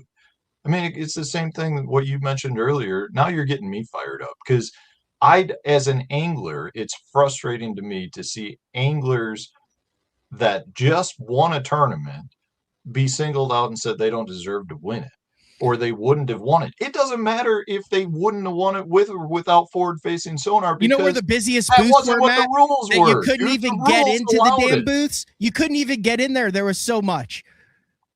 Garmin, Lowrance, Humminbird, Beatdown, all the electronic stuff. It had the most interest and the most prep. Do you know how much people that were walking around that I heard? There wasn't a single person at that classic that I heard say a disparaging thing about how the anglers were catching those fish. It's a false narrative. Well, no, see, I'm going to tell you this, Matt. I don't think it is a false narrative. You can It's a false narrative that the whole thing is falling apart because of it. I totally agree. You can disagree. I talk shit on the Carolina rig till I'm blue in the face. I hate it. I won't throw it. I don't want to throw it. I got no issues with that thing. It's what I have an issue with is that the whole sport is collapsing because of this, and that 99% of people hate it, and that it's a black cloud over the sport and all that. I was just there with it at the biggest. It's not. Yeah. No, I'm not saying the sport's falling apart. I am saying there are anglers that don't agree with it. They don't like it, and those opinions are valid. And I think this is one question I do have walking away from the Classic. What is Bassmaster doing next year with respect to the Classic and forward-facing sonar? Is it allowed? Is it not allowed? You know, they haven't come out and said what they're going to do or how they're going to decide it. But I do think that it is very important for the leagues to figure out a way to satisfy and unite those anglers, because there is a division there. You can't say that there's not a division with respect to the thought process. My point is simply you cannot hold the anglers. You cannot separate the anglers when we're all playing the same rule. Anybody that wins a tournament, regardless of how they did it, as long as it's within the rules, deserves the credibility that they deserve or they earned with respect to that tournament victory, because they kicked all of our butts in whatever tournament that was. You know, but the sport is evolving. It's, in my opinion, up to the leagues to truly do what's best for the sport, and not necessarily, they may have to turn down dollars or look the other way. And I'm not talking to get rid of it. I'm saying there needs to be a way they can unite it and bring that together. And if there is false narrative taking place, that's the part that is definitely hindering a lot of the growth, because it is throwing gas onto a fire that may not actually exist, because the fans want the sport to succeed. The fans love the sport of bass fishing. It's a matter of figuring out a way to make that work for everyone in some form or fashion. But you cannot go after the anglers. And then you can't say that you're not going after the anglers and then go after the anglers. Just because you say you're not going after the anglers doesn't mean that it like, you can't say that you're not and then do it 6 times a day. I told you I should have let you go.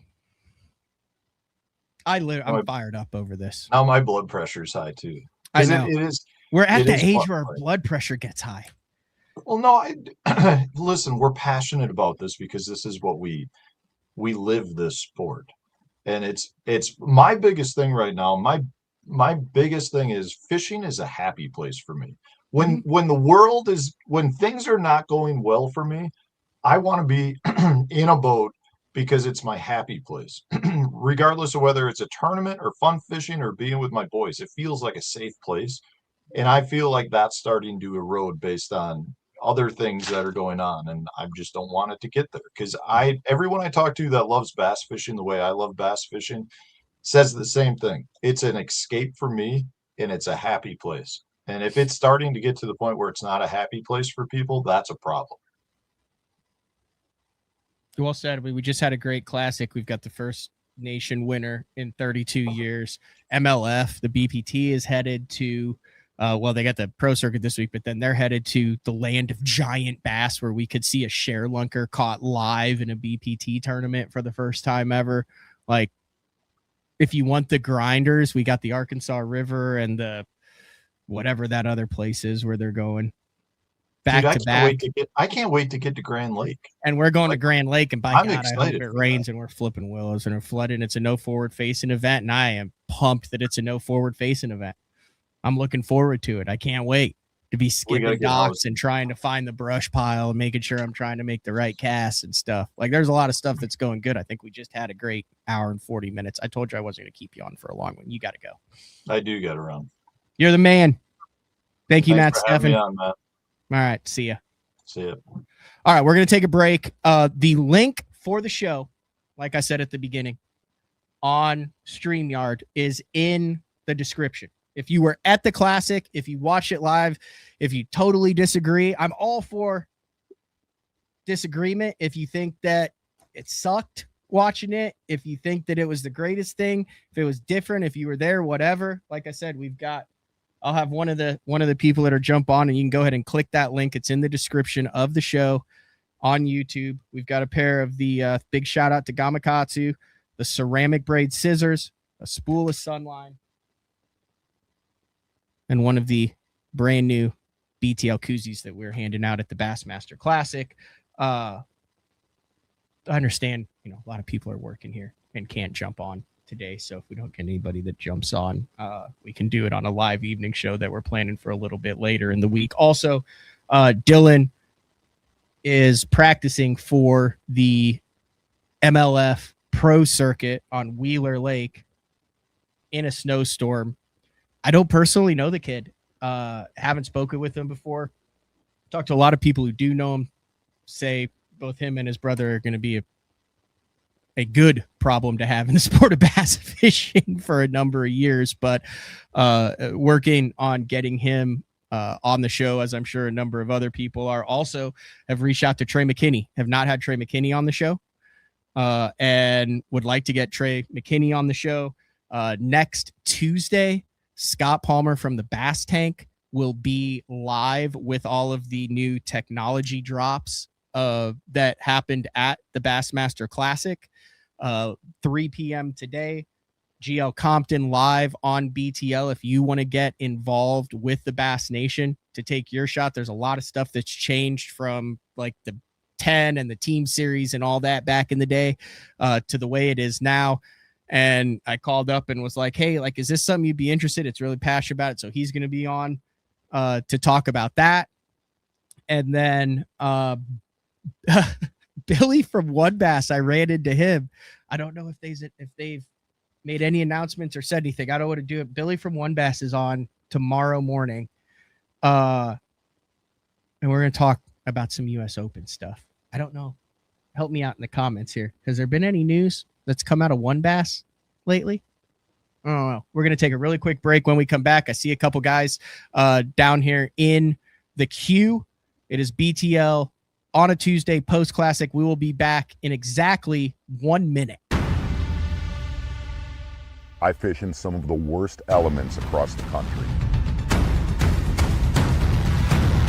Spring, that's a giant, dude. Summer, oh my gosh. Hi, look at that thing. Winter, it's so cold. And fall, got a big one, that's awesome. Being comfortable and staying dry is the only option.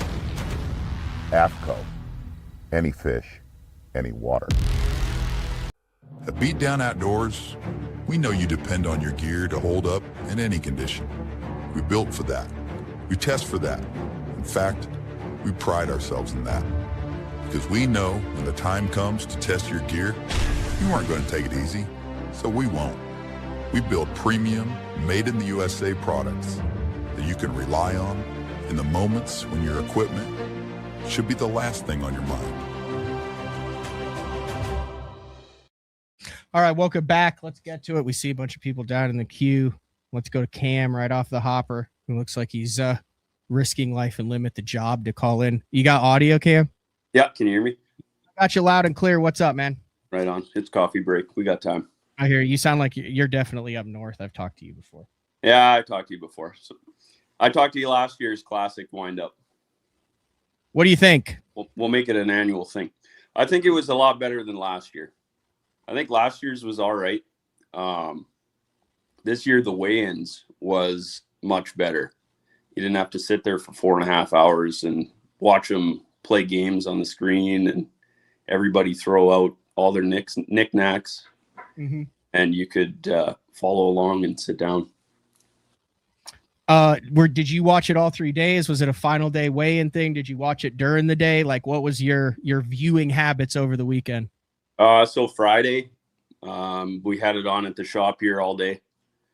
Me and another guy listened to the whole thing, watched it when they'd catch big fish.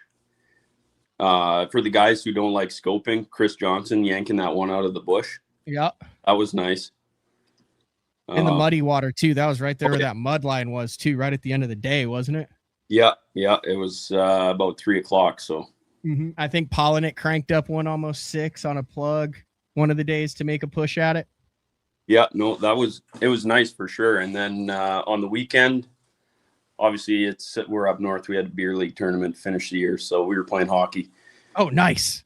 But face off at the first game, and it's another fisherman across from me. I said, "You watching the Classic?" "Oh yeah, did you see that one he caught this morning, that mean mouth?" So we're on the ice talking about it. But enough fishing for you, enough coverage. You thought you got a really good feel for it, weren't inundated with ads, and left it going, man, that was a fun weekend of watching fishing. Yeah, for sure. And it was seemed like when Mercer would come in with Kyle Jesse, they had fishing on the screen. It wasn't just guys talking. So you could watch fishing all day if you wanted. And then they had the options like you were talking with Stefan about the YouTube or the Bass, and then on Fox too. So something for everyone. Phenomenal. Yeah. I got you down here. Anything else? Have you used the ceramic scissors yet? I don't know if you're going. I'm going to write everyone down and then pick a rated one. But the ceramic scissors look like they won't cut anything, but you can do your braid to, like, that's why I had them 75, because I was like, hey, we need to get these in the hands of people. No, I'll try them out. I won't let them do their crafts with them. All right. We'll see. I see a bunch of people down here. All right. Let's go. Appreciate it, Cam. Yeah. Bye. Thanks. All right. Let's go to Mark. What's up, Mark? Hey, how we doing, Matt? Good. Scope and hope. I like the hat. Yeah. What'd you think? Oh, dude, honestly, it's one of the best classics I can remember watching. Fishing wise, for sure. I was blown away by it. And it made me kind of think, like, man, like, is this the same place that we were at just a few years ago? Like what happened? Like, and like, give me like a theory or two that like, what are the reasons? Like, why was it so much better? That's a great, I've thought about that too, Mark, on the way home. And my personal opinion is, you had a group of anglers right now, the likes of which we've not had a group of young guys that are like this. Like, you've heard the legendary stories about like Larry Nixon and Denny Brower, and then like Timmy Horton and Van Dam and stuff, especially early in their careers. They were part of the first like deal though, where multiple streams of revenue, Iaconelli, Van Dam, Edwin Evers, to where the guys would, you know, in order to make a living, to raise a family, weren't able to do 50, 60 days on the water. But you look at Dylan and Trey and Easton and JT, like those guys are legendary for, hey, I've been on the water 28 straight days. Yeah. And Dylan talked about it. Plus he's from Nashville. I think Easton has a girlfriend and stuff. I don't know the rest of them, but like those guys are weeks and weeks on the water. Then you add into it the fact of the familiarity where they kind of know what's going on. Gussie had it before, but the advancements in, I mean, the technology, like I'm not going to sit here and like deny it. Without live scope, do I think Dylan, Trey, Ayuki, and Fothergill and JT would be the top 5? No, it would be totally different. But I mean, it's been like that in every single era. Do I think that that KVD would dominate Kentucky Lake without side imaging, or that Tim Horton would be a shell bar expert without doubt? No, like, I mean, that's like what they had at the time. But I think those guys unlocked fish that did exist before, that weren't targeted before. You didn't see that many people run down to Fort Loudon, run down to Tellico. Zaldane did it one day. You saw a little bit of that swim bait bite unlocked, but the conditions aligned perfectly for those lakes to stay clear and be the most stablest. And like I said, you could see that mud, 2 inches of cold rain that came in. Like, do I think, you know, like a Nick Trim and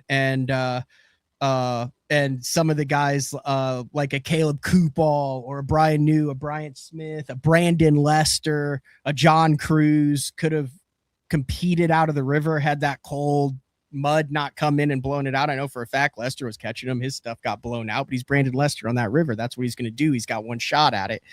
It was the perfect storm, and it maximized and showed what was in that fishery. And I think that's why this was so much more weight and bigger than it had been the last couple times. Yeah, I think that was my takeaway as well. Honestly, I mean, it's a little bit of a hot take, but I think the guys are better. Like live scope, to me, I was trying to think like, man, this has got to be one of the highest level scope tournaments that I've seen recently. It's pretty impressive. Like, I guess as someone that scopes, I know how hard that is. Like I'm like, man, I don't even know how you find that, some of that stuff. But some of it's like very nondescript. I'm watching some of like Fisher and Aya's stuff and like on day one, and like, dude, that stuff, like they're glued to the bottom, and it's not just a brush pile that they're fishing. Like that stuff is, they weren't fishing that a few years ago. That was not happening. No, like, that's the new generation. That's why a lot of these younger kids are going right through the opens and stuff, is because they are targeting, as of right now, as of 2026, what we know, who knows? But and I'm not against regulations. I'm not against the splitting of it. I like an old school derby too every now and then. I'm in the mid, like I'm open-minded about it. I know that I sound pro scope. I got a couple guys who message me and say, you won't have so and so on because you don't follow anybody doesn't like live scope. No, like I don't know what the right answer is to this. I definitely know it is a discussion that needs to be had and that we're having. But when you watch the way they're catching them and you've spent, like me, thousands of hours on it, you're like, damn, targeting those suckers in 3 to 4 foot on massive flats with little crevices and ditches and pulling them off when they're in the 1s and 2s. And like he said, there's a ton of water that looks the same. Like that's what this new generation has figured out, that the previous generations that were really good figured out, oh, they float over channels from blow and then you catch them. But like, it's what we're seeing is the evolution, and this is that next evolution. Yeah. Like we're seeing guys that used to dominate on scope that didn't evolve to this generation of scope like we're seeing, and it's happened so quick. And I think that's just a society as a whole, not just necessarily in fishing, but the guys who were really good 2-3 years ago at it, like get their teeth kicked in by it too. Now there's very few guys that have like stayed up with it. Yeah. I hope people go away from this classic realizing just how good those guys are, because it's easy to throw them in the scoper bucket and be like, oh, anyone can do it. Bro, I scope and I don't think I can do it. Like, not to that level, obviously. And my last thing would be like, because I know you got some other people waiting, like, man, the negativity thing is real, but I feel like negativity sells better at a mediocre level than positivity at a mediocre level. Like, I think really good positivity sells just as well as negativity, but it's the mediocre stuff that people will still latch onto because it kind of has some sort of wow factor to it still, you know, because it's got some sort of clickbaity thing, right? Yep. Whereas I feel like, yeah. So it's harder. Like it's just easier to be negative and get away with it and still get a few likes than it is to like produce mediocre good content. But well said. I appreciate it. Thank you for taking time. Is that like a thing to in the background? Is that a light or is that a thing to like look at the stars? No, this is a light. I have. Oh, I didn't know. I thought maybe it was what are those called? Where you like at night, not a kaleidoscope. I don't know. We got a whole studio here. This is yeah. I was the guy with all like the guitars and stuff. Yeah. Remember? Yeah. It's a whole thing here. We make instruments here. So. All right, Mark. I appreciate it. Thank you. See ya. All right, let's go to another guy who looks like he's taking his lunch break. Chris, what's up, man? What's going on, Panger? Man, not much. What do you think? I thought it was good. The only thing that confused me is that, kind of like Matt Stefan was saying, like there's too many ways to watch it. You had that awkward show with Iconelli and Swindle, and either Maggie Joe or Christine Fisher. Then you had the live cast with Mercer and Kyle Jesse and pros floating in and out. And then you also had the Fox One. So it was kind of like hard to just watch in one direction what was actually happening throughout the day. Yeah, that's fair. And then as far as like navigating and doing it, you just, like you're saying, you weren't exactly sure like what you were watching, and then you had missed the live, or it just wasn't as easy to figure out which the main one was or which one you wanted. Right. And then it's like I went to to see what Ike and Swindle were saying, and then somehow I missed the live cast and was like all the way back at the beginning. I'm like, okay, well, let me check Bassmaster. And then just like Stefan was saying, every time you went on, it like glitched. You have to restart. You get stuck with that commercial, and then you would get caught back up. And the commercial thing is like they got you there. I remember every year there's the one commercial, and I'm like, please change it up every 2 tournaments, because every time you log on for it, you know the thing by heart by the end of the week. Yeah, honestly, that's how I feel watching this show. Like my wife will get in the truck with me, and we'll hit the commercials, and I'll just read it every commercial through the show. She's like, how often do you watch this? I'm like, every chance I get. Yeah. Okay. Content wise, I did notice when I was watching some of it, I said, there was the point where it was like, my God, we have the live scope on the screen with the angler. Okay. So it started with, they didn't even want to talk about it because they thought they had an advantage. Then it was, they'll talk about it. Then it was, come up here and look at the screen. Then it was, we have a little bitty screen. We have screenshots in the corner. Then it was, oh my God, we've got a small live screen in the corner with the guy fishing. Then it was, we have a split screen. And this was the first time I had ever noticed the live scope screen was bigger than the angler on the main broadcast. It was 3/4 scope screen, 1/4 angler. And I thought, boy, that is a rapid change in the sport. As a fan, as someone who watches it, and I'm totally good with constructive, like, hey, I didn't like that. What were your thoughts on it? Because it made me stop and pause and say, boy, we're at a point now where the angler is 1/4 of the screen and the screen is 3/4. I liked it, because before, I feel like when the live scope first started, it's just the guy looking down. He's not talking about what he's doing, what he's seeing, what the fish are doing. And now, you're more focused on what the screen is showing you than what he's doing. So now you can actually watch the bait into the school, watch that fish come up and get it as he's talking you through it, and have a better picture of what's actually happening. Interesting. And then how much would you say you watched over the 3 days? Not as much as I wanted to. It was actually my son's 2nd birthday on Saturday. Oh, congratulations. Well, that had to be fun. That's like old enough to like actually know that someone's doing something cool for him, isn't it? Yeah. Too? Well, he's usually my buddy. So on the weekends when live is on, I'm like, hey buddy, you want to watch fishing? He's like, fishing. I'm like, let's go. Turn the TV on. We're watching fishing. So me and him did get to watch it. He enjoyed, every time a fish would come up, he'd get real excited for it. But all in all, I probably only got 3 hours total. Which is a lot. Weekend. Yeah, considering for having to work all day Friday and everything on Saturday. So, but as far as the technology thing goes, I'm just going to bring this up real quick. Yep. Do you have a backup camera on your truck? I do. How often do you use that backup camera? Every single time I back up. Right. So technology makes your job easier, hooking up your boat, your trailer, and parking. Live scope's almost the same thing. Either you have it or you don't. Those that don't have it, like, man, I can hook up my trailer, no problem. I don't need that camera, blah, blah, blah. I'll tell you what, it sucks backing up, stopping, walking all the way back. Like, shit, I got to go over 2 inches. Yep. Get back in, adjust. Like, it cuts all your time down. And, like, I don't even have scope on my boat. I just got Gen 1 360 last year. And you still enjoy watching the scope, though?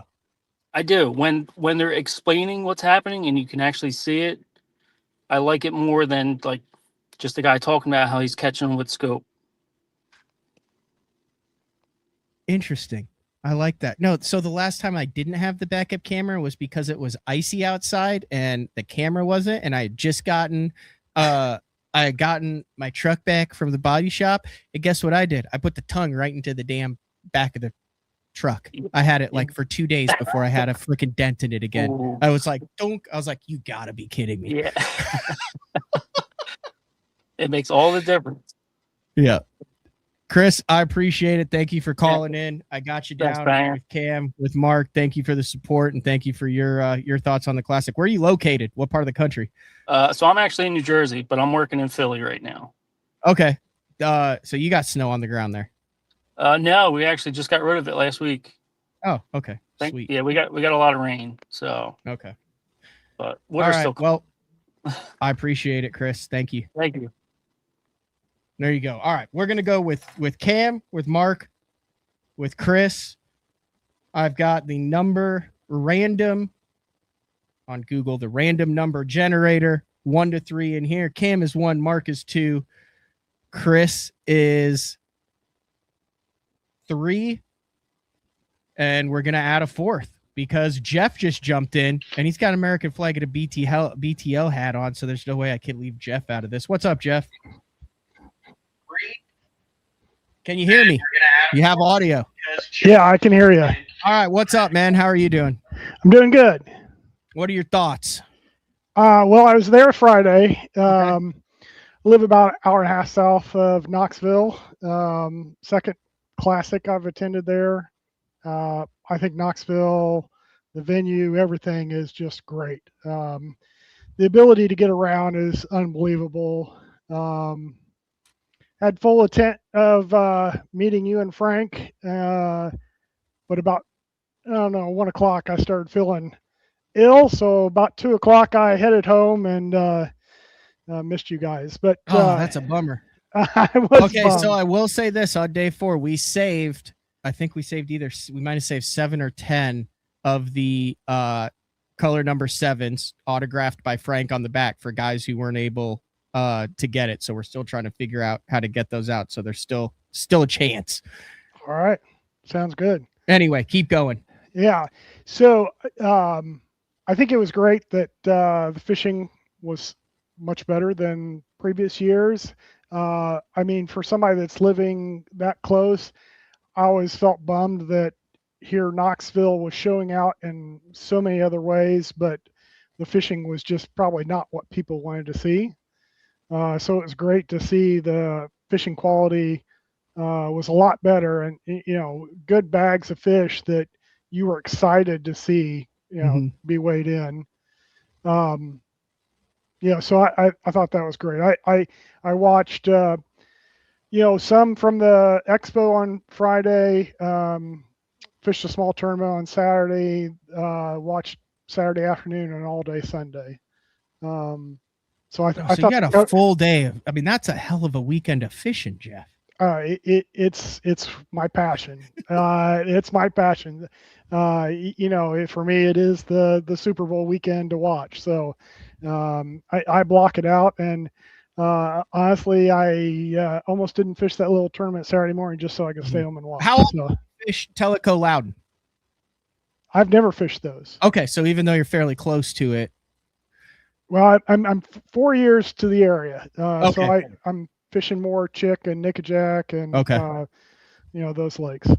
Okay. I'll ask a question though. You talk about the quality of the fish, and we saw, like Gussie won it the last time with just 2. Do you think it would have been, in your opinion, let's say you just shave 20 pounds off of everybody, which you could, which still would have been 46 for Dylan and 37 for Trey and all that, but not as many fish catches, not as that, but no forward facing sonar, but the same players. Like, are you under the camp of, I would rather see the bigger fish, the fights, the battles at the side of the boat more so than the small grinder out thing? Like, do you think that's kind of a give and take, or just in your opinion, what are your thoughts on that? I'm such a fan of the sport. I don't care how people are catching them. Okay. I am probably an older person that, I love the electronic side of it, but seeing a fish blow up on a frog or seeing somebody set the hook on a jig next to a dock, I love that too, right? But seeing the fish on the electronics, that just drives me to want to get out there and do more of it.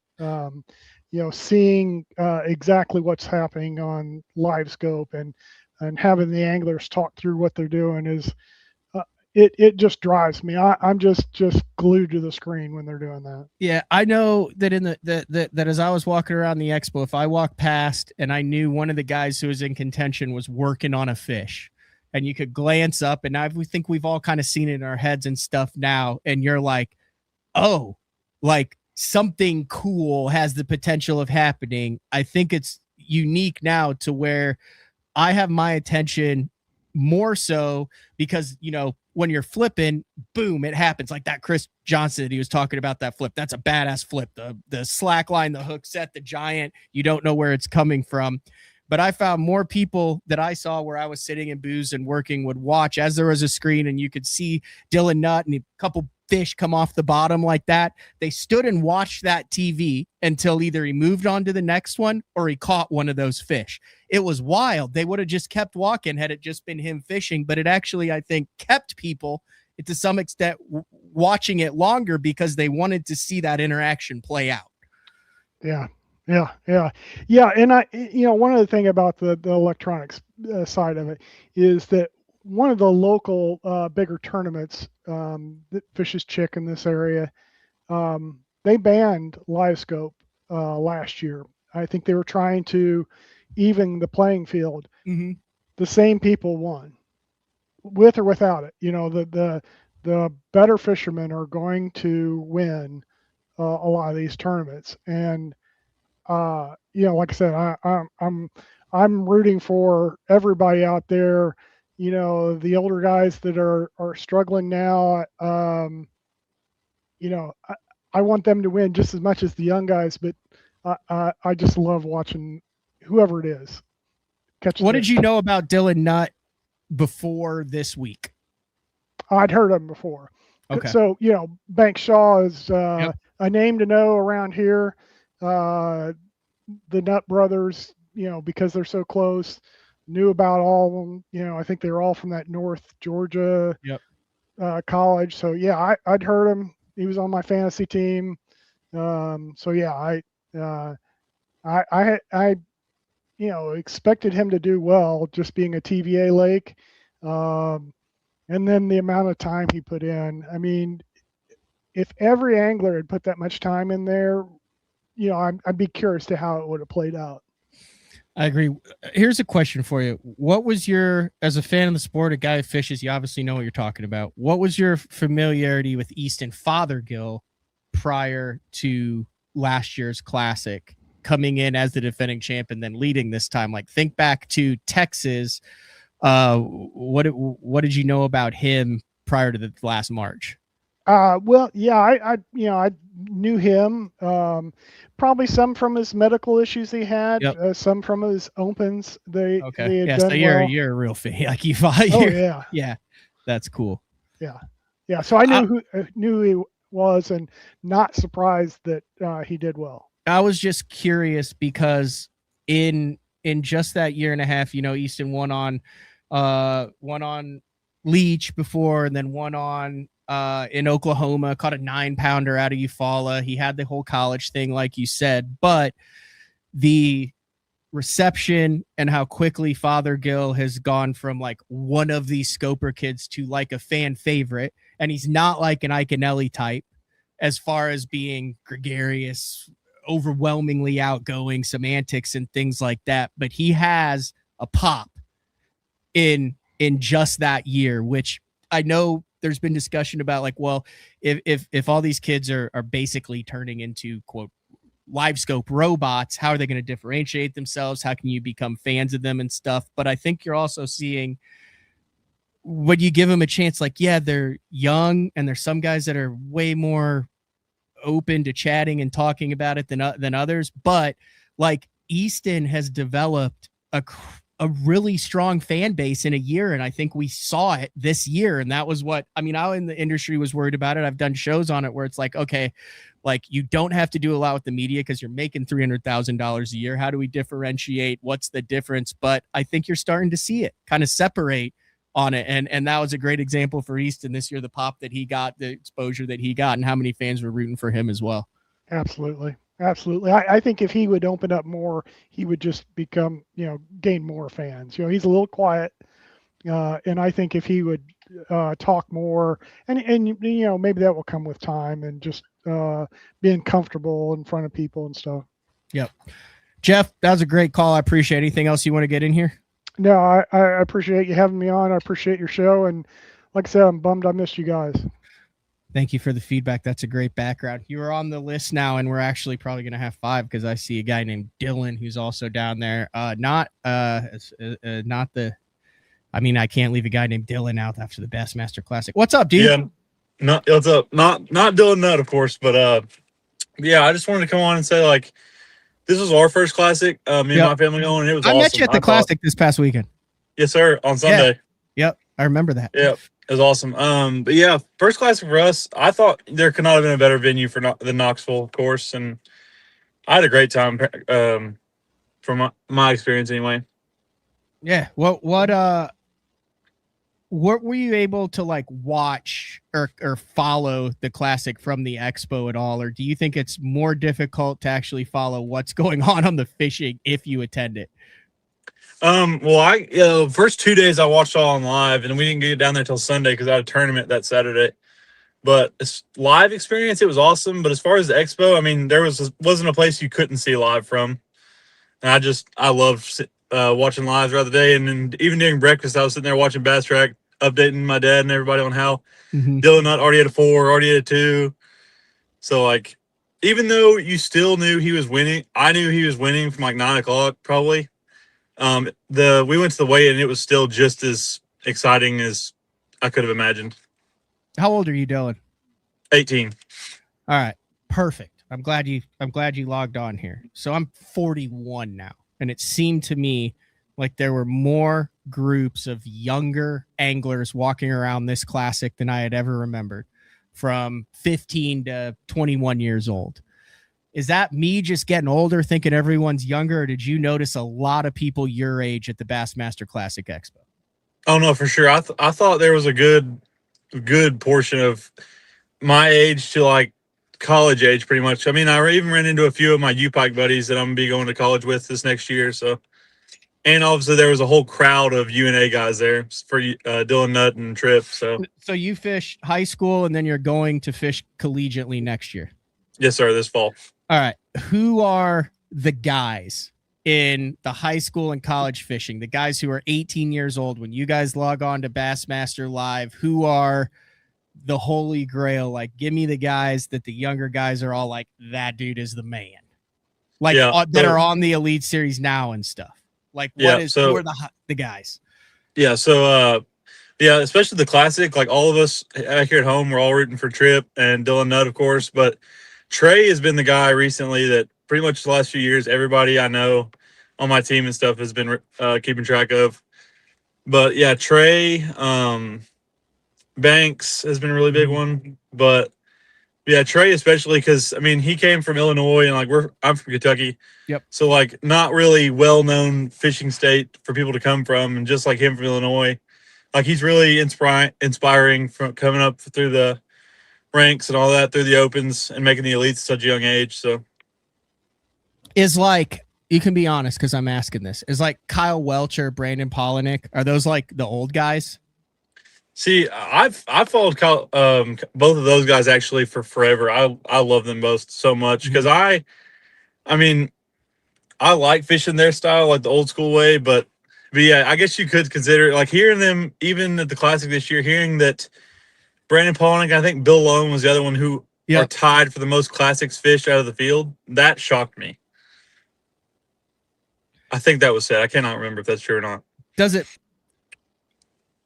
piss you guys off to know, like, you're a high school kid, you're a college kid? Do you feel like the older generation of bass anglers are trying to marginalize the success of the 18 to 23-year-olds in the sport recently. Oh, for sure. Because, like, I mean, even my dad has never fished a live scope in his life ever.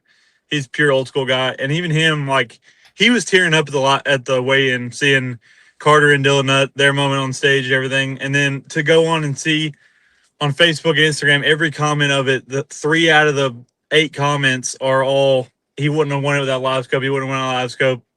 And, like, you don't know that. So, it really does. I just can't believe people will ruin this kid's moment over a live scope debate. That's years old at this point. Do you think you'd be where you are now, high school fishing, college fishing, had you not seen what Easton Fothergill, Trey McKinney, these kids have done who you can look to and relate to? Do you think there's a lot more like high school anglers who are getting in the sport or are passionate about it and believe they can have a path to the top, seeing someone that was in high school last year or is in college where you're headed to, competing against the Gerald Swindles and the Greg Hackneys and the guys who for so many years kind of seemed like you had to be around for 20 years before you could even kind of be a part of that group? Oh, yeah, for sure. I mean, I've always said to my parents each of these last few years, like, there's more and more kids joining our high school tournaments every single year. And, like, I definitely think it's due to a lot of these Easton Fothergills and, like you said, Trays and Banks and all these guys that are just coming up to the high school and then the college ranks. Mm-hmm. And I definitely think it's very inspiring to a lot of these kids that, they sign up for high school and they know they have a shot. And it's not just like a lost cause. How many of the guys you compete against suck without live scope and literally that's the only thing they would do, and without live scope they'd probably quit fishing? And what percentage grew up in a fishing family that are hammers that even without live scope they would still fish? I'm honestly just curious about this, Dylan, because I don't get 18-year-old diehard fishermen in high school going to college who just went to the Classic on the show very often. Well, yeah, but it's a very small percentage because, I mean, there's a few, that, like, we'll go to certain lakes and it's live scope dominant and they'll do good, and then others they won't. But a lot of these guys, like, they can catch them no matter what, no matter where we go. Like, they're going to catch them. Like, a lot of them have grown up their first middle school years or whatever without live scope, and a lot of them know how to catch them without it for sure. I mean, even in Kentucky, our deep, clear lakes, a lot of live scope tournaments, like, even when they go to spawn or they go up shallow or we go to a dirt shallow fishery, they still catch them. So, do you consider tournament bass fishing a professional sport, like to where the more you practice, the more you have coaches, the more you spend on it, that the better you get? Like, as an 18-year-old, is it something that you have grown up thinking of a professional sport your entire life? See, I have. Yeah, like, I'm honestly different because a lot of these guys I fish next to have been into fishing literally since they could walk, and I am different because I didn't start until late 8th grade, early my freshman year. How'd you get into it? Actually, it was my brother, his friend. They were wanting to fish together in 6th grade to start off the junior series. And his older brother was already on the team for 2 years and needed a partner. And I had fished a little bit, but I didn't even be on a boat to fish at that point. Mm-hmm. And so they needed a partner. So so my little brother and his brother are now freshmen. And his older brother is a junior. And me and him are partners right now, with me being a senior. So it's just took off from there. You could ask my parents. It's crazy how they never thought it'd be going this big for us going nationals every year and everything. So boat wise, are you like competing with your buddy who's got the boat, or do you have the boat now, or how does the school have the boat? Like, how does that work? Because I mean, it is crazy expensive. Like, I'm very fortunate to have the Bass Cat, and I look out there and I'm like, dude, it would be very difficult without the sponsor support to have it, and the bass tank and all that stuff. So how does that work? And do you think there are kids that are 18, 17, 16 that are getting priced out that would be incredibly good and just financially don't have that opportunity? Or do the organizations, the schools, and the leagues do a good job of at least getting everybody on kind of a level playing field? Oh yeah, I definitely think that's definitely a possibility. Like, there are some kids that it's just how it is. Like, they can't afford a big boat or anything like that. And that honestly is a struggle for us as a team trying to recruit new kids to come next year, because they get to the meetings, they get to the first meetings, and then you present them with the prices that they're going to face through all the tournament trails and everything like this, and how they need a boat and everything. A lot of them don't even think they need a boat because they think the school provides it, which our school does have one, but it's a rotation of anglers who don't have one. So you may only get to fish one tournament a year out of it if you don't have a boat. But as far as my situation, yeah, I fish off my partner's boat. We have a boat, but we fish out. I mean, we have an aluminum boat. It's got one graph on it. It's how I grew up fishing, like dirt shallow stuff like that. Aluminum boat. But and then the boat I fish out of is a Phoenix that my partner's grandpa has. He's our boat captain. Dialed in, like 16-inch screen, LVS 34s or active target 2s, whole 9 yards. Yeah, no, we got one 9-inch Garmin at the back and 2 up front with live scope, LVS 34, so like that. Interesting. Dude, this has been a good call. I appreciate you calling back in. No problem. Thanks for having me on the show. All yeah, right, I'm at my brother's orthodontist for me right now, so I couldn't have been here for too long. So. Oh, okay. I appreciate. Oh, wait. So do you have to go in, or are you just waiting on him? No, I'm waiting on him to come out. Oh, yeah. So you're just chilling. All right. Yeah. Anything else you want to chat about or not? It's up to you, man. I'm good. Also shout out Matt. That's my brother's boat captain. He's a really good big watcher of the show. He was really jealous of me meeting you actually at the Classic. So, who were name some of the people that I thought this was a really accessible Classic. Like sometimes it's like impossible to go around or you don't see many people. I thought like as I walked around and stuff, there were all sorts of like cool people things there. Like name me top 3 things at the Expo. It could be people, things, items, experiences. Top 3 Classic experiences for you. Top 3. Main thing I want to talk about is just like how you said how accessible it was. Like I'm in Central Kentucky and it was 2.5 hour drive, and all we were out as far as money was like gas and food to get there. Like everything else is pretty much free unless you bought stuff from like Real Deal, like I did a few things. But yeah, and then number 2 is like how approachable everybody there. It was surprising me how all the Rick Cluns and Hank Parkers and all that, they're just so approachable. And like even Laker Howell, like he was super cool, cutting it up with my dad and everything. It was awesome. He's kind of intimidating, is he? He's way bigger in I didn't realize how big he was. Like I'm a big dude. Bigger in person.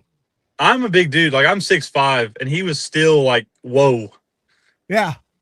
Yeah, no, I was the same way like that. Then you have him on, and he's such a nice guy. Yeah, I put the swim bait away. I was on the verge of hooking myself. All right, you're down there for number. We'll keep it at 5. That's 5 great calls that we had. We'll end it with that. Thank you, Dylan. All right, thank you, Matt. All right, see ya. All right, I got the random number generator, and then I want to end it with a little bit of old school. I have the random number generator, minimum 1, max 3. We have Cam at number 1, Mark at number 2, Chris at number 3, Jeff at number 4, Dylan at number 5, Gamakatsu, ceramic braid scissor, spool of Sunline, BTL koozie, headed your way if you get this number, sent out by my lovely wife, Cord, who walked endless miles, handed out koozies, and kept me in line this year at the Bassmaster Classic. That's why I was where I was supposed to be, when I was supposed to be, and came home refreshed and rejuvenated, not making bad decisions where it's like, oh, come over here and have one more beer. And I'm like, okay, all right, we got it 1 to 5. I'm going to hit the random number generator. It is number 4. That is Jeff. I believe Jeff is the American bass guy. Jeff, shoot me a message, Matt, at basszone.com. And we'll get that in the mail. Just put the 17th prize winner, Gamakatsu ceramic scissor prize winner in Sunline with your address there. I'll get that shipped out. Court gets back on Thursday. She's away on a work trip. And we'll talk and we'll get you that there. All right. Before we wrap things up, Joey Mac and Cheese, he's on here a lot. I had the one and only Charlie Hartley, who I found Charlie Hartley's jersey in the closet there. I forgot I'd had him send me one. I need to really kind of redo the room because I also have the outdoor sportsman's figures that need to get up there. First of all, he has a pack of like OG super soft black and blue Guido bugs that he hooked me and Frank up with. Like there's enough in here where I'll tell you what, if that water on grain gets muddy and they're on like a half-ounce black and blue finesse jig, it would be hard pressed not to take a handful of these on game day and put them on the back. But these out of production, straight up Guido bugs, But this is kind of the crown jewel. If you remember, we had Charlie Hartley on a couple months ago, and we got into, or maybe it was last month, I don't know when it was, but we got into the discussion of scent and bang and all that. And Charlie started talking about the out of production juice jugs, which was basically a jug or a apparatus that you had on the front of your boat that you would just dip your worm or your jig in, that was filled with scent, and then it would just like ride in the boat, so every cast you could dip it. Well, I get to the Classic, and Joey's got a mint condition juice jug for dipping and flipping. I mean, this thing is as brand new and new as you can get. And you have a deal in the top that you take this out and then you fill this with sand or pebbles or no, you fill this with sand, whatever, for weight. So now it sits on the front deck. Then you take this out and you put your scent in the bottom here. And then you can like pour the scent into this, and then when you move, instead of doing it, then you dump it into the scent dispenser. But while you're fishing, this thing is weighted. You have your scent in here, easy dunk whatever your scent of choice is, and now you don't even have to talk about it. So the juice jug, for the time being, is going right there. So big shout out. I cannot thank the BTL listeners, the viewers, enough. If you were at the Bassmaster Classic, that means the world to, I know it means the world to Frank, to myself. We do this and it's easy. Like when you're listening or when you're watching this, from our perspective, like Frank's just like looking at a little camera. I'm looking at a small camera here, like in my studio. My bedroom's across the way. I got up this morning. Like, I don't have any other contact with the outside world, even though we're talking almost 400 people live during this entire show. So it means a lot when you have that personal interaction, when you have the people that come up that appreciate the show. There's a really great community of bass fishing nuts out there, and there's a lot of great content. I know, with Mercer, Dave Mercer's show, I mean, he can't go 3 feet in the Bassmaster Classic Expo without someone stopping him. Frank and I stopped by kind of our annual deal at Luke Duncan's show. A lot of, he calls them low lifers, people who watch the low budget live. I met I think it's Alex Rudd at the symposium, who's got tens of thousands of viewers. You see what Bailey's doing with the Serious Angler, what the guys are doing with the Tackle Talk podcast. Never before has there been so much really good, unique individual content out there for fans of fishing to connect with each other. And there's a lot of BTL listeners that were like at the Classic together that had met over the instant message and over the instant feedback that we have on here and exchanged emails. That's like really cool stuff. That's what I always remember about, is coming up wearing the BTL merch that I understand, like a t-shirt. Like a lot of you guys have to work like 2 hours to pay for a t-shirt. That's like almost like a quarter of your day at work, like with a family. So supporting BTL, and I'm still like, if you can't, like, no big, like, it's just there for those that want to. And Frank and I greatly appreciate it. I know the sponsors of BTL, I appreciate it. I got back every night and I was like, dude, I met like some really cool people today. Court would be like, I know, like, do you remember like this? And we'd be like, yeah. And I would find myself in 10-15-minute conversations with people who just love bass fishing and have gone out of the way to say that they appreciate what Frank does, what I do, what we do in the industry. And it really does mean a lot on a personal level. Because like I said, for the majority of the time, you're on the road in the fishing tournaments with the guys, but when it comes to interacting with the actual viewers, with the actual listeners, I've said it and I'll say it in front of anybody. I think the BTL listening fan base is the most educated in the sport. It's also probably the most deep, tiny, niche show that exists with it. But thank you very much. I greatly appreciate it. There's a 9 out of 10 in the Bassmaster Classic this year. We have Dylan Nutt. No clue when we're going to get him on the show. Said I've shot a message to Dylan and Trey. Dylan's fishing this week. I have no idea what Trey's doing, but I sent him a message. I was like, dude, I know you fish like every day. You're long overdue to get on the show. Would love to have you on the show. We'll be back live with 3. If you guys have any interest in getting involved in the Bass Nation tournaments that they have coming up. GL Compton, Bass Nation tournament director. They announced at the U.S. Open. I just didn't want to be that guy in case I wasn't. I thought they had is going back to Lake Mead for the first time in a number of years after the low water issues. And I think there's still low water issues. Ran into Billy Egan, president tournament director, guy who runs One Bass. He's going to be on tomorrow to talk about it. And then next week, Scott Palmer will be in to talk about the technology that came out at the Bassmaster Classic. Garmin has some crazy stuff. Lowrance, like, not pushing it down you. Like, I mean, sponsor of the show, Scott. If you want to go out with zero electronics and fish and enjoy it that way, then go out, fish, and enjoy it that way. If you want to have the latest and greatest, then go out, fish, and have the latest and greatest. But also a big shout out to Matt Stefan.